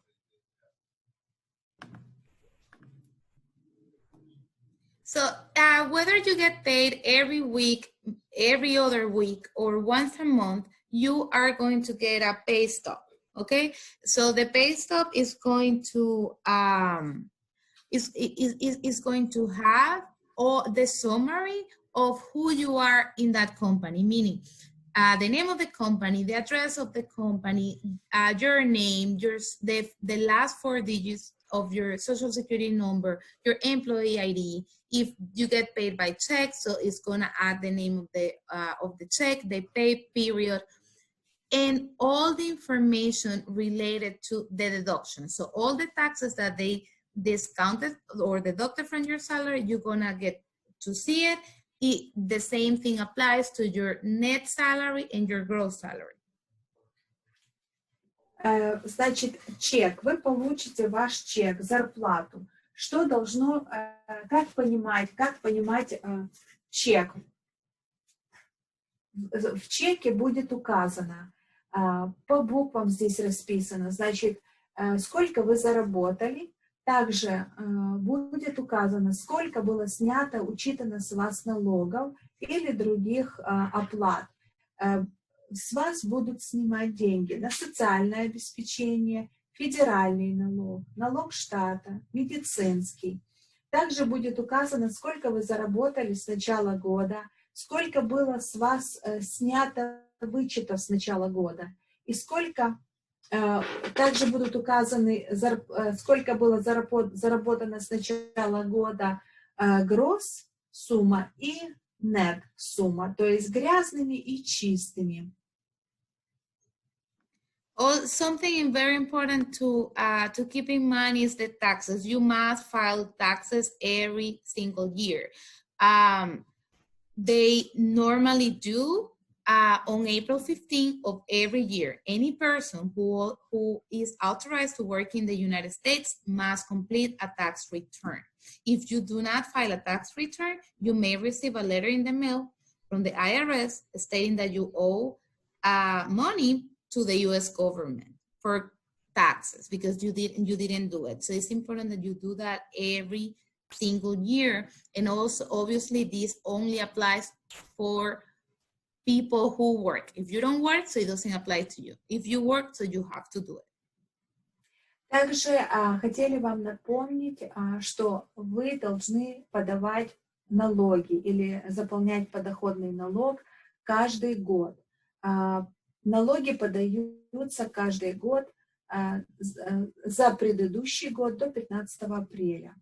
Значит, налоги будут сниматься с вашей зарплаты для дорог, для медицинской помощи, для образования и других услуг. И каждый человек, работающий здесь, в Соединенных Штатах, должен заполнять или подавать налоговые декларации. Если вы не работаете, то в таком случае вы не должны подавать налоговую декларацию. Если вы работаете, но не заполнили, не подали, не отчитались о своих налогах за определенный год, вы можете получить письмо с налоговой администрации о том, что вы должны уплатить налоги государству. И, конечно, в таких случаях вам придется также оплачивать и определенные штрафы за то, что вы не сделали это своевременно. There is also a non-profit organization that I would like to recommend you today. The name is Vita Center. They have partner locations in different parts of Delaware, New Jersey, and Pennsylvania. They provide free tax preparation services. Okay. So that I would like to give you that recommendation. So, like I said, they do it for free, so you can go to them. Также мы хотели вам предложить, вашему вниманию, предложить non-profit центры, это Vita-центры, которые помогают с бесплатным заполнением налоговых деклараций. Эти центры находятся в нашем городе, и вы можете просто подойти к ним или преждевременно записаться на прием, и они помогут вам с подачей ваших налоговых деклараций.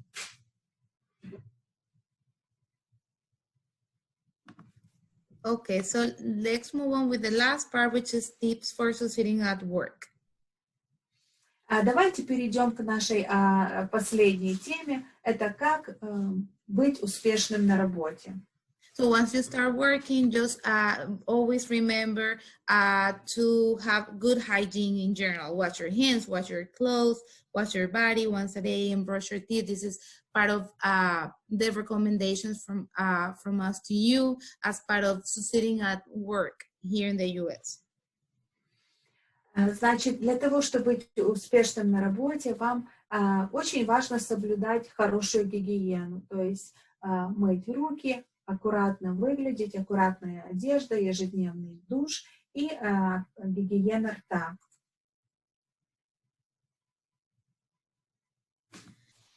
Something very important is be on time. Always be on time, whether you have a car or you use the train.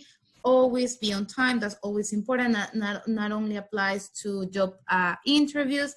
It applies once you get the job. Try to be at work 20 to 15 minutes before. Talk to your supervisor. Don't always communicate with your supervisor. Phone call or text messages. If you have appointments with the doctor, immigration, try to always do it and outside your work hours. If you have to do it because you have no choice and have to do it during your work hours, make sure to tell your supervisor ahead of time. That's very important. You have an emergency and you are running late for work. So call your supervisor or text your supervisor. Communication between your supervisor when you have a job in this country is extremely important. Как быть успешным на работе? Для этого надо придерживаться определенных правил. Старайтесь не опаздывать на работу. Перед тем, как выйти из дома, проверьте график работы транспорта, проверьте пробки, нет ли пробок. Возможно, вам придется выйти из дома немножко раньше, для того, чтобы вы могли вовремя добраться на работу. Поддерживайте контакт с вашим начальником. Если вам надо отпроситься с работы, старайтесь это делать за 2 недели. Допустим, если у вас есть определенный визит к доктору или какой-то другой, старайтесь назначать ваши выходные дни. Но если это невозможно, предупредите начальника за 2 недели раньше.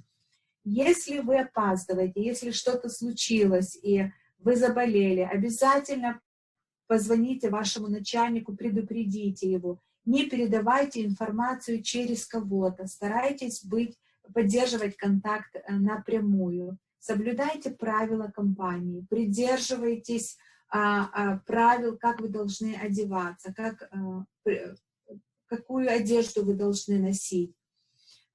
Старайтесь проработать на рабочем месте как минимум 6 месяцев.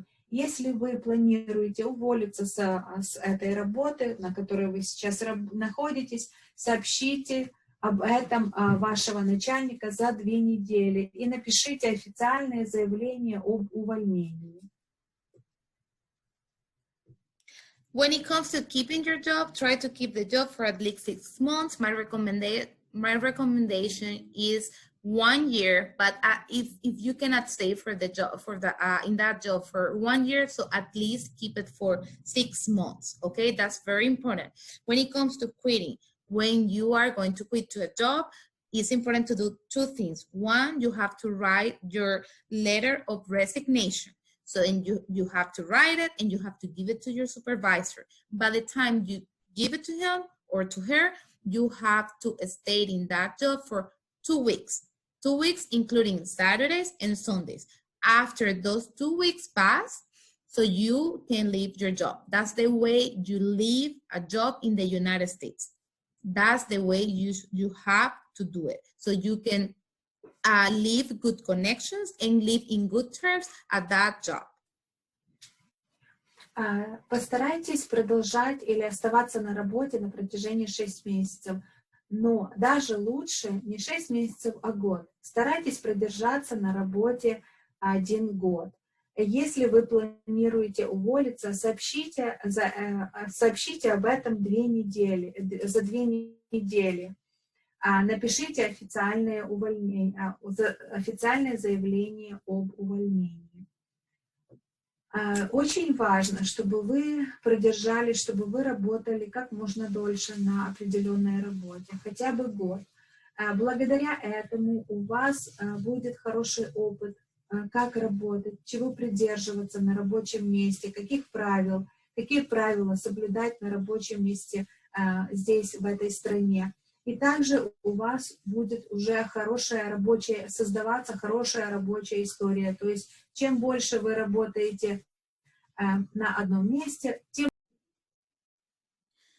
Just like I was just explaining to you about how important it is to have a good hygiene. There's other elements that are very important as well. And I would say those are the most important ones. Let's start by talking about punctuality. When you have a job, it's important that you be on time all the time. It is extremely important, whether you use a car because you own your own car, or you normally walk, or you use public transportation. No matter what is the method of transportation, it is important to be on time every single day once you get a job in this country. Как я уже вам раньше говорила, для того, чтобы быть успешным на работе, очень важно следить за своей гигиеной, как вы выглядите, и как вы одеты. Но кроме этого еще есть другие элементы, которые очень важны для того, чтобы преуспевать на работе. Один из таких — быть пунктуальным. Постарайтесь не опаздывать на работу. Проверьте пробки и график.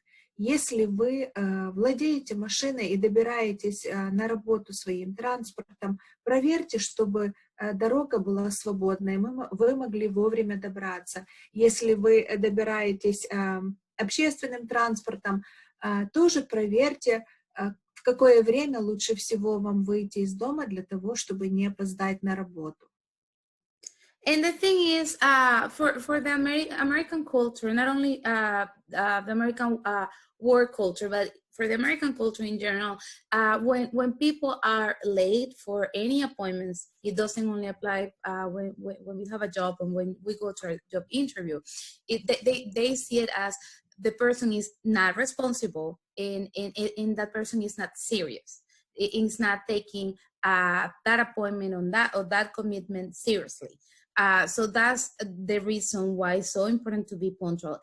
This is important to know because, you know, every culture is different, and they might take punctuality in different ways.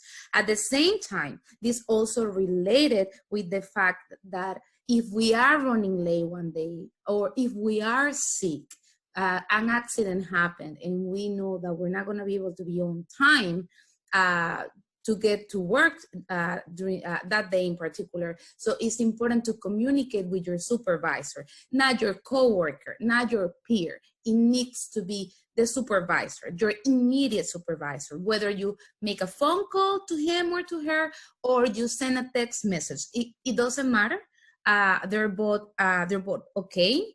So, but communication, keeping communication at all times is extremely important in these cases. Для американской культуры очень важно быть пунктуальным. Если вы опаздываете на свой визит, на какую-то деловую встречу или визит с кем-либо, вас могут воспринять как человека несерьезного и неответственного. Это рассматривается так, как этот визит просто для вас не представляет ничего важного. Поэтому будьте очень внимательны к этому. Старайтесь быть всюду вовремя. Как вы знаете, каждая культура разная, и по-разному воспринимаются определенные нормы. Конечно, в жизни бывает, когда мы опаздываем, когда что-то случается, мы можем заболеть, или в жизни происходят любые сложные ситуации. Если у вас произошло что-то в этом роде, вы заболели или вы опаздываете, обязательно свяжитесь с вашим начальником, который непосредственно имеет связь с вами, с которым вы работаете. Не связывайтесь с вашими коллегами или с кем-то знакомых на работе. Обязательно свяжитесь с начальником, перезвоните ему или напишите сообщение по телефону. Это не важно как. Главное, чтобы вы проинформировали, что происходит, почему вы опаздываете. At the same time, if you guys have any doctor's appointment, any immigration appointment, it doesn't matter. Whatever appointment you have, try to always set up those appointments outside your work hours. So if you work on a Monday through Friday schedule, so try to go on a Saturday, or like as I just said, after hours. Sometimes that's not possible because doctors, clinics, or lawyers, they have their own work hours, and it doesn't match with our current work hours. And at the end, we have no choice but scheduling appointments within our work hours. When that happens, so my recommendation, and that's the best way you can do it, and you won't have trouble at all. As soon as you set up your appointment with your doctor, with your lawyer, etc. So as soon as you do it, so let your supervisor know. it's communicating these type of situations ahead of time is the key. For example, if you have a doctor's appointment in 2 weeks for you, for your child, it's going to happen in 2 weeks on a Thursday at 3 p.m. So if you set up the appointment today, so communicate that to your supervisor today. Do not wait. When we do that, so they take it in the best manner, and they think that's being responsible as you as a worker in part of that organization or the company, and that means that you're being respectful. So that would be my best suggestion when it comes to needing to take time from your work hours to go run an errand or going to an appointment. Также у нас в жизни иногда надо назначать визиты к докторам, к адвокатам, к иммиграционным специалистам. В таком случае старайтесь назначать ваши визиты в выходные дни. То есть если у вас есть выходной среди недели, или если специалисты, с кем вам надо встретиться, работают на выходные, то по возможности старайтесь назначать эти визиты в выходные дни для того, чтобы вам не пропускать работу. Но иногда так не получается. И иногда специалисты, допустим, такие как доктора или адвокаты, они работают, у них есть свой график, и они работают в то же время, когда, допустим, работаем и мы. То есть наши графики совпадают, и у нас нету возможности встретиться с ними на выходные дни или когда у нас выходной. В таком случае, если, допустим, у вас назначен визит к доктору с ребенком через 2 недели, обязательно сообщите вашему начальнику о том, что вам надо взять выходной. Если как только вы назначили визит к доктору, сообщите своему начальнику. Если вы будете информировать его, быть всегда с ним в контакте, связываться, если у вас возникают подобные ситуации, это будет говорить о том, что вы серьезно относитесь к работе, о том, что эта работа важна для вас, что вы ответственный человек. Поэтому всегда держите начальника в курсе дела, если вам надо куда-то выйти или взять выходной день для того, чтобы сделать определенные дела. Follow the company policies is extremely important as well. Like I mentioned before, most of the time when we work for companies or organizations, they are going to give you a copy of their handbook. So even though by law, they don't require to write an employee handbook, they normally have it and they're going to give it to you. And in the case that they don't have one, normally there's going to be a document where you're going to be able to find the policies and the rules that we have to follow when we are employees of that organization or that company. So it's important that we read that, because if we read and we get informed about the policies and rules that we have to follow, that will help us to prevent any potential future problems with our employers. А также старайтесь соблюдать правила компании. При поступлении на работу вам, скорее всего, предложат книжку «Правила работника», и постарайтесь изучить ее и придерживаться, соблюдать правила компании.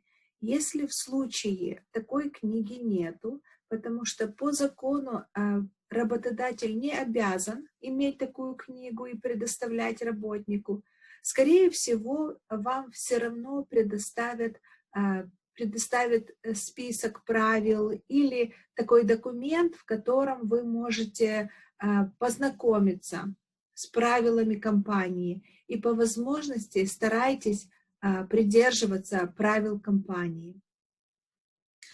For how long do we have to keep a job? Well, that depends. if we find a job, we start working this job and we love this job, so obviously you guys can stay working in that company and doing that job forever if you want. The thing is, what happens if we find a job and we don't like the job for different reasons? So my recommendation here is, there's two scenarios.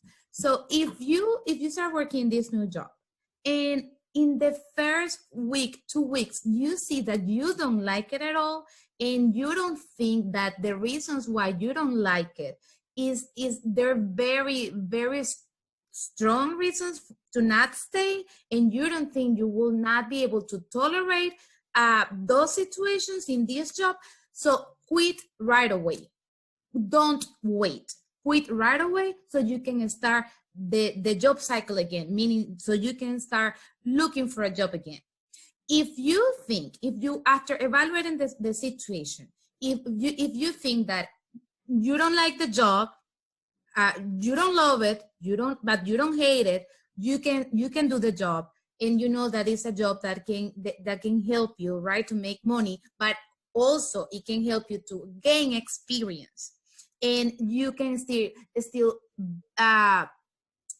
the reasons why you don't like it, they're still verbal, and it's a situation or reasons that you can that they're not as strong to make you quit right away. So in that case, my suggestion would be to stay in that job not less than 6 months. My biggest recommendation would be 1 year. 1 year. Recruiters, people from your human resources department, hiring managers, when they take a resume and they see a resume, they like to see people who with work experience with more than a year. That's what they are always looking for. When they see that a person working a job for less than a year, so to them, that might be like a red flag. And a red flag meaning that maybe this person is not stable. Maybe this person is a person that gets a job, and as soon as sees something that doesn't like, go ahead and quit the job. So it is a tricky situation because it also depends on each person. But overall, my general suggestion is try to keep it for at least 6 years. If you can stay 1 year, even better. And after the year, you can leave. If you're gonna stay in a job for a year, so you will have to start looking for a job when you are like 10 months working. Because remember, I told you earlier, it takes between 2 to 3 months to find a new job. So take that into account. So if you are going to leave your job after 12 months, or that's your wish, so you need to start looking for jobs when you are like on your 9 month or 10 month in that job. Minimum 6 months. Biggest recommendation, 1 year. You start this job and you hate it, so quit right away. So you can focus on getting a job that you like. Допустим, вы начали работать, и вам очень нравится ваша работа. Это очень хорошо. Если вы довольны работой, вам все подходит, продолжайте работать.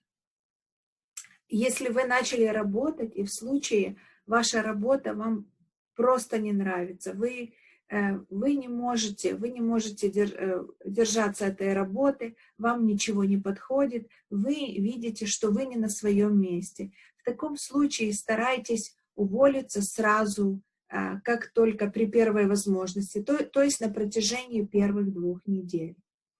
Если вы, допустим, работаете, и вы не сильно довольны своей работой, но с помощью этой работы вы зарабатываете деньги, вы набираетесь опыта, вы не в восторге от своей работы, но и нету такой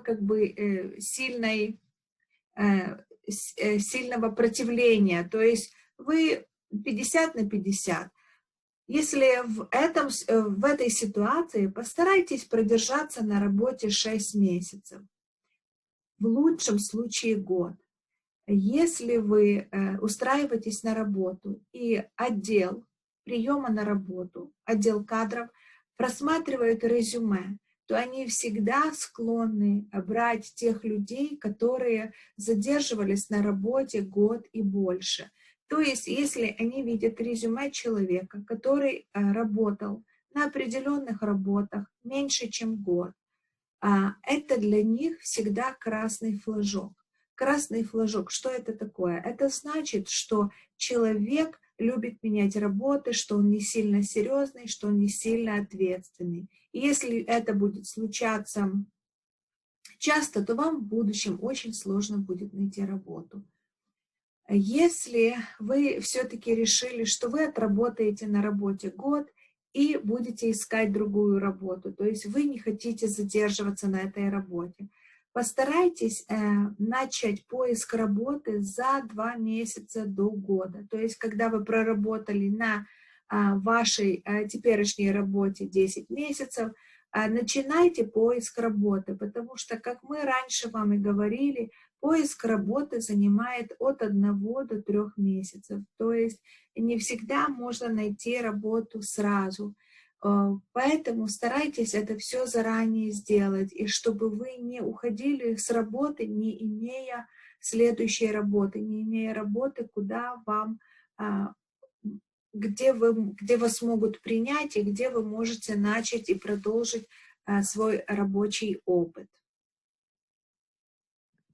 Okay, so now let's talk about the probation period. So in United States is very common. When we find a job, we have to go through probation period. That's how it's called. So this probation period, it can sometimes, and once again, it always is gonna to dictate where we work. Because once again, every company, every organization is different. So sometimes we're gonna find a job where companies have the rule that the probation time is going to take 3 months, 90 days. Sometimes it can be 2 months, 60 days, or it can be 1 month, 30 days, right? But most of the time, the common rule is going to be 3 months. So this period is very sensitive because even though, and it's a little bit tricky because even though we just went through this hiring process with this employer and we were finally able to get the job, the probation period is gonna be this period of time where we have to prove them that they didn't make a mistake, that they didn't make the mistake of hiring us, that they really made the best decision at selecting us for that job and not other candidates. So that's pretty much why it is so common to go through this probation period. During the probation period, there's also other elements. Employers evaluate new employees, and they can also terminate the employees. They can let them go during that period. And it's okay. It's not against the law. So if they tell you that the probation period is 90 days, but after 30 days, they realize for ABC reasons that you really are not the best person to do this job, so they can call you and tell you, hey, we are going to let you go, meaning that they're firing you. And that is not against the law, okay? Then employees also are going to receive extra supervision, right? Because they need to learn the job. They need to be trained. And third, after the probation period ends, that's normally what happens is that us as workers, as employees, we start enjoying the benefits that this company or organization has to offer to us as workers. Теперь поговорим об испытательном сроке. Каждая компания имеет свои определенные правила. Но в общем очень часто компании придерживаются правила предоставлять новому работнику 90 дней испытательного срока. Есть компании, у которых это может быть 60 дней или 30 дней. Что такое испытательный срок? Это испытательный срок – это когда работодатель присматривается к новому рабочему, и он хочет убедиться, что они не сделали ошибку, что они выбрали правильного человека на определенную должность. Также рабочий получает дополнительное внимание для того, чтобы получить знания по работе. У него будет инструктор, который будет помогать ему ознакомиться с работой. Также работодатель оценивает работу нового работника. В конце, на протяжении 90 дней испытательного срока или в конце испытательного срока работодатель имеет право уволить нового работника без предупреждения. Это не является нарушением закона, потому что это происходит во время испытательного срока. После испытательного срока, если все остается в силе, работнику нравится его новая работа, работодателю нравится новый рабочий, в таком случае после 90 дней рабочий начинает получать все льготы, которые были указаны в договоре.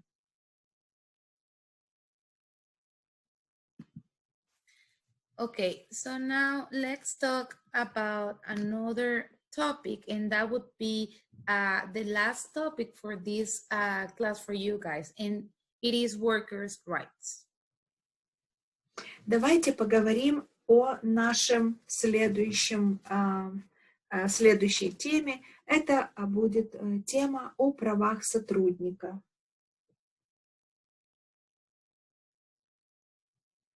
Something that we need to be clear is about the governments in the United States. We normally have three governments. We're gonna have the federal government, which is the one that is located in Washington, D.C., right? And they are responsible to make the laws, etc. And then wherever we work, wherever we live, in our case, we live in the state of Pennsylvania, so we are going to have our second government. In this case, it's going to be the state government, Pennsylvania government. And then we are living in a specific city. In my case, I live in Philadelphia, so my third government would be the city of Philadelphia. What this means is, in terms of laws, is that we have to follow laws from three different governments. And this also applies when it comes to employment laws and labor laws. Значит, когда мы начинаем работать, у нас есть три юрисдикции. То есть первая – это наша страна, то есть Соединенные Штаты Америки. Вторая – это является наш штат, где мы живем. В нашем случае мы живем в Пенсильвании. И третий – это будет наш город. Допустим, если вы живете или мы живем в городе Филадельфия, значит, мы должны придерживаться законов нашего города, законов штата и законов страны. So when it comes to minimum wage, in this case, so now let's talk about this. The federal government, they say that, or they state that the minimum wage, it is $7.25. This means that any person in the United States who works in the United States with or without work authorization, once this person is hired, that person cannot make less than $7.25. Of course, the person can make more, but the minimum is going to be $7.25. There's exceptions. I can give you an example on one of these exceptions. So, for example, people who work as a waiter, as a waitress, in a restaurant.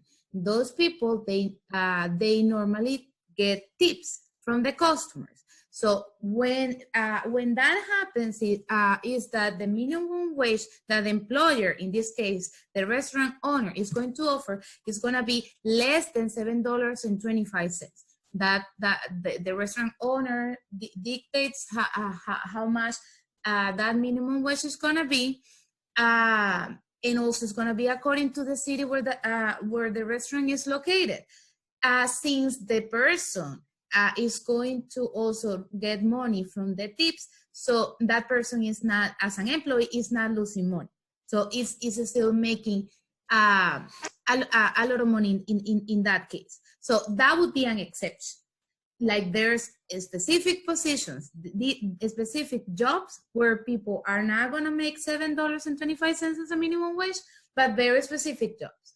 If it's not the case, so the minimum wage is going to be $7.25. Now, the Pennsylvania government, they, as a government, they can make the decision of following this guideline or not. In the reason, in the way governments in each state, they made a decision about following the guideline about the minimum wage that the federal government dictates or not is based on the cost of living of that state. So, for example, Pennsylvania, based on the cost of living in Pennsylvania, the government thinks that $7.25 is fair. It's a fair minimum wage. It's not the case for other states. So, for example, we can see the example of Washington, D.C., where Washington, D.C., the minimum wage is $15 per hour. So that's different. In that government, they made their analysis based on the cost of living, and they think that $7.25 is not enough as a minimum wage. So for this case, in Pennsylvania, it's $7.25, just like the federal government dictates. Давайте поговорим о минимальной зарплате. Минимальная зарплата по стране должна быть не меньше $7.25 в час. Но кроме этого, каждый штат решает, какой прожиточный минимум в этом штате, и сам определяет, какая должна быть минимальная зарплата. Но она не должна составлять меньше, чем $7.25 в час. В этом случае есть некоторые исключения. Допустим, если человек работает официантом в ресторане, то он попадает под исключение. В таком случае ресторан не обязан платить человеку, официанту, $7.25 в час. В таком случае ресторан имеет свою определенную зарплату, сколько он платит официанту в час. Потому что кроме этого официант будет получать чаевые. Поэтому в конечном итоге зарплата будет составлять больше, чем $7.25 в час. Каждый штат решает для себя, какая минимальная зарплата должна быть в определенном штате. Значит, человек, независимо, работает он с разрешением на работу или без разрешения, считается противозаконно платить человеку меньше, чем $7.25 в час. Допустим, прожиточный минимум в Пенсильвании составляет, что говорит о том, что если человек зарабатывает $7.25 в час, он проживет в этом штате. Допустим, если взять штат Вашингтон, Д.С., то в этом штате минимальная зарплата $15. Они сделали $15 в час. То есть правительство штата разработало анализ, статистику, и они определили для себя о том, что минимальная зарплата должна составлять не меньше $15 в час. On the other hand, there's a group of employment laws that the federal government, they approved in different moments. And any state here in the United States need to follow and make sure that these laws are followed. And if they are going to make any adjustment, that adjustment or modification, it will have to be for the better, not for the worse. So at the minimum, once again, just like I just mentioned about the minimum wage, these employment laws that have been approved by the federal government need to be followed by the government and the state governments in any state of United States. And once again, if they're gonna make a modification, so the modification needs to be for the better, not for the worse, okay? So these laws, we can talk about age, so age, sex, gender, ability, any type of disability, race, color, religion, national origin. So there cannot be any employer or potential employer who can or is allowed to discriminate any person against any of these situations. You cannot be discriminated because of your age or your gender, or because you have some type of disability, mental or physical, or because of your race, or the color of your skin, or your religion, or your national origin. They can't. So pretty much what they're trying to do is to make the hiring processes of any company, in any organization, they want it to be fair. If they are going to select a person to do a specific job, so the decision needs to be made based on the academic background, the work experience, and the skills. So if this person has the academic background and the skills and the work experience that is required to do this job, so that gotta be the criteria for that person to be chosen to get to do the job. That they cannot make a decision about selecting a person because that person is blonde, or not hiring a person because the person is younger than 33 years old. That cannot happen. And if it happens, and if they do it, so we can submit complaints.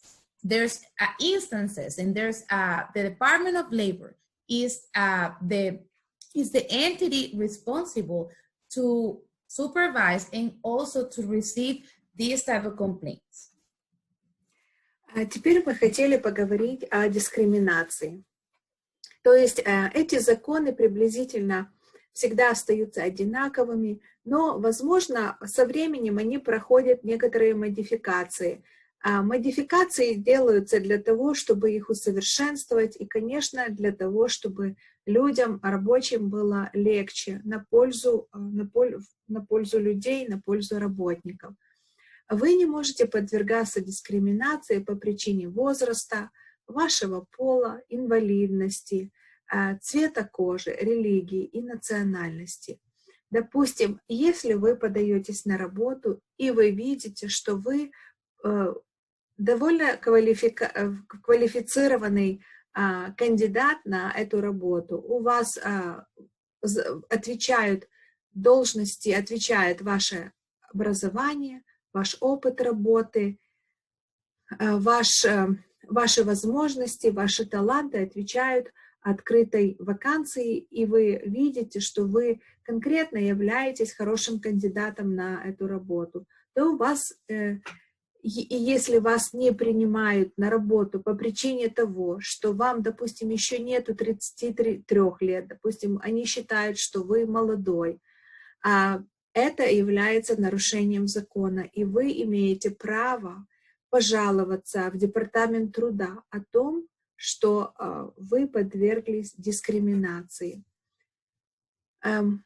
Коротко поговорим о том, что мужчины и женщины должны получать одинаковую зарплату, Работодатель не может не принять на работу или уволить с работы женщину по причине беременности.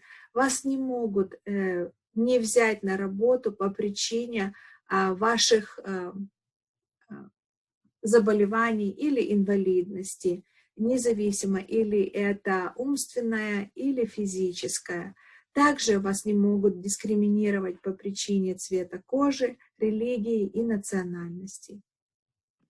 On a side note, because of what I just told you, of these laws were approved and they are to protect us as job seekers and then employees of a company or organization is one of the reasons why when we create a resume, American style resume, we don't have to add information like, for example, our birthday or our gender or a race or a picture. That's pretty much the reason behind that.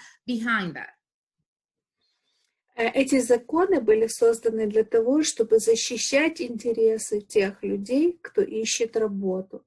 Допустим, если вы будете составлять резюме американского стандарта, да, по правилам этой страны, вы в резюме не указывается ни ваш возраст, ни ваша дата рождения, не указывается, кто вы, не прилагается ваша фотография. То есть вас будут нанимать на работу строго по вашим квалификациям. Yeah, so when the recruiter or the hiring manager sees a resume, they can make the decision, read our resume, make the decision about if we are a good fit for the job that we are applying for. Make that decision based on, once again, our qualifications, right? Academic background, work experience, and skills. Значит, когда они читают резюме, то в этот момент они могут принять решение, хотят они взять вас на работу или нет. То есть отвечают ли ваши академические данные, квалификация, опыт работы открытой должности. И только по резюме они принимают решение, подходите вы на определенную должность или нет. Okay, so now let's talk about the last part of this topic and also this class, and it's going to be workers' compensation and sexual harassment. These laws, they're also federal laws, like I said before. In the case of workers' compensation, this law is going to protect, or it does protect employees, workers who get sick or injured. So, for example, if I'm at the office at NSC working and I get hurt while working, so in that case, NSC as my employer or Romana's employer, they have to be responsible for, one, to pay our medical bills. Okay, so we cannot pay. The employer in this case pays for the medical bills. They have to be responsible because the accident happened while I was at work. And the second thing, if the doctor, after evaluating my injury, if the doctor says that I have to be at home and rest at home so I can recover from that injury for, let's say, 1 week, 2 weeks, whatever the doctor says. So in that case, that period of time, that means that I'm not going to be working. If I'm not going to be working, I'm not going to be making money. And if I'm not going to be making money, so the employer is obligated to pay you the salary during that period of time. That's what it is, workers' compensation. Теперь хотели рассказать немножко о рабочей компенсации. Что такое рабочая компенсация? Эти законы также были созданы для того, чтобы защитить работника в случае получения травмы на рабочем месте. Допустим, если произошла травма на рабочем месте, и работник должен пройти медицинское обследование и лечение, в таком случае компания или работодатель должен оплатить все медицинские расходы. Кроме этого, если человек для того, чтобы ему вылечиться, то есть пройти лечение, будет находиться дома, допустим, неделю или больше, в таком случае работодатель должен оплатить больничные, когда человек находится дома, так как человек после травмы, если вдруг после травмы работник не сможет работать и не сможет зарабатывать деньги, то это не его вина. В таком случае работодатель или компания должны компенсировать вот эти потери и оплатить человеку, пока он проходит лечение, пока он не выздоровеет. Конечно, работодатель должен предоставить работникам безопасное рабочее место для того, чтобы не происходило никаких травм на рабочем месте.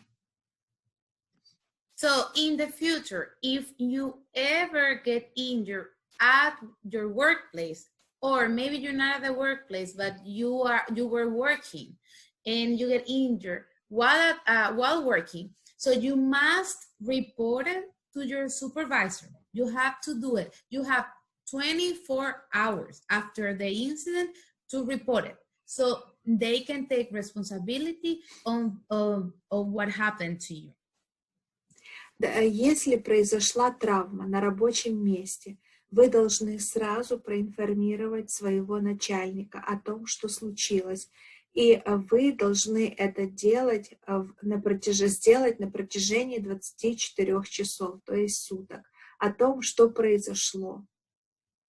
If for some reason, after you reported it, your employer says that it's not going to take responsibility for that, in that case, you have 3 options. So option 1, you can go to the department or call to the Department of Labor and submit a complaint. Second, you can go to a private lawyer and you will have to pay to that lawyer so that lawyer can help you. And the third, you can also go to a non-profit organization. There's a lot of non-profit organizations in Philadelphia that help people with matters related to workers' rights. Допустим, если ваш работодатель не хочет компенсировать вам лечение и ваше нахождение дома, пока вы выздоровеете. В таких случаях у вас есть 3 варианта. То есть вы можете обратиться в Департамент труда, написать жалобу или заявление о том, что ваш работодатель не соблюдает законы, не хочет, отказывается оплатить вам лечение. Второй вариант, вы можете обратиться к адвокату, в частную адвокатскую контору, и, естественно, вам надо будет оплатить за услуги адвоката, и адвокат будет защищать ваши интересы. Третье, у нас есть также организации, которые занимаются защитой прав работника. И в каждом городе есть такие организации, вы можете обратиться к ним. And then we have sexual harassment, which is unwelcome sexual advancements, requests for sexual favors, or other verbal physical conduct. The behavior does not have to be of a sexual nature and can include offensive remarks about a person's sex. So if you are experiencing, or in the future, I hope it doesn't happen, but if in the future you get to experience this type of situations, it's important that you report it. It's the same thing. You must report it right away to your supervisor or to the Department of Human Resources of the company or organization you work for. Something that is important to keep in mind is to document everything. If the person is harassing you via phone calls, text messages, emails, so do not delete them. Document everything, because obviously that's going to be evidence, and that's what is going to be the material that they're going to use to prove that that person or people are or is harassing you. Последнее, о чем мы хотели поговорить немножко, это сексуальные домогательства. Сексуальные домогательства – это нежелательное сексуальное поведение, предложения, запросы о сексуальных услугах на словах или через физическое поведение. Поведение не всегда может быть сексуального характера и может просто включать в себя оскорбительные замечания о сексе человека и подобного рода замечания. Очень надеемся, что вам не придется этого переживать на работе, но в случае, если это происходит с вами, очень важно записывать всю информацию. Если вы получаете сообщения, то не удаляйте их, для того, чтобы у вас были доказательства, если что-то подобное происходит. Конечно, обязательно сообщите вашему руководству о том, что происходит, чтобы они были в курсе дела. Также, если вам кажется, что вы являетесь жертвой домогательств на рабочем месте, вы можете открыть дело и обратиться за помощью в комиссию по равноправию. In case you report this type of situation to your employer and your employer doesn't do anything about it, doesn't open an investigation to see what is going on and resolve the problem. So in that case, you can go to the Equal Employment Opportunity Commission and you can file a claim and they can help. Если в случае, если что-то подобное происходит, и вы обратились за помощью к вашему начальнику, но начальник отказывается защищать вас, отказывается открыть дело, то есть проследить, что происходит, в таком случае вы можете обратиться в комиссию по равноправию, рассказать им о том, что происходит, и открыть дело. Okay, so that has been the last part of our class today.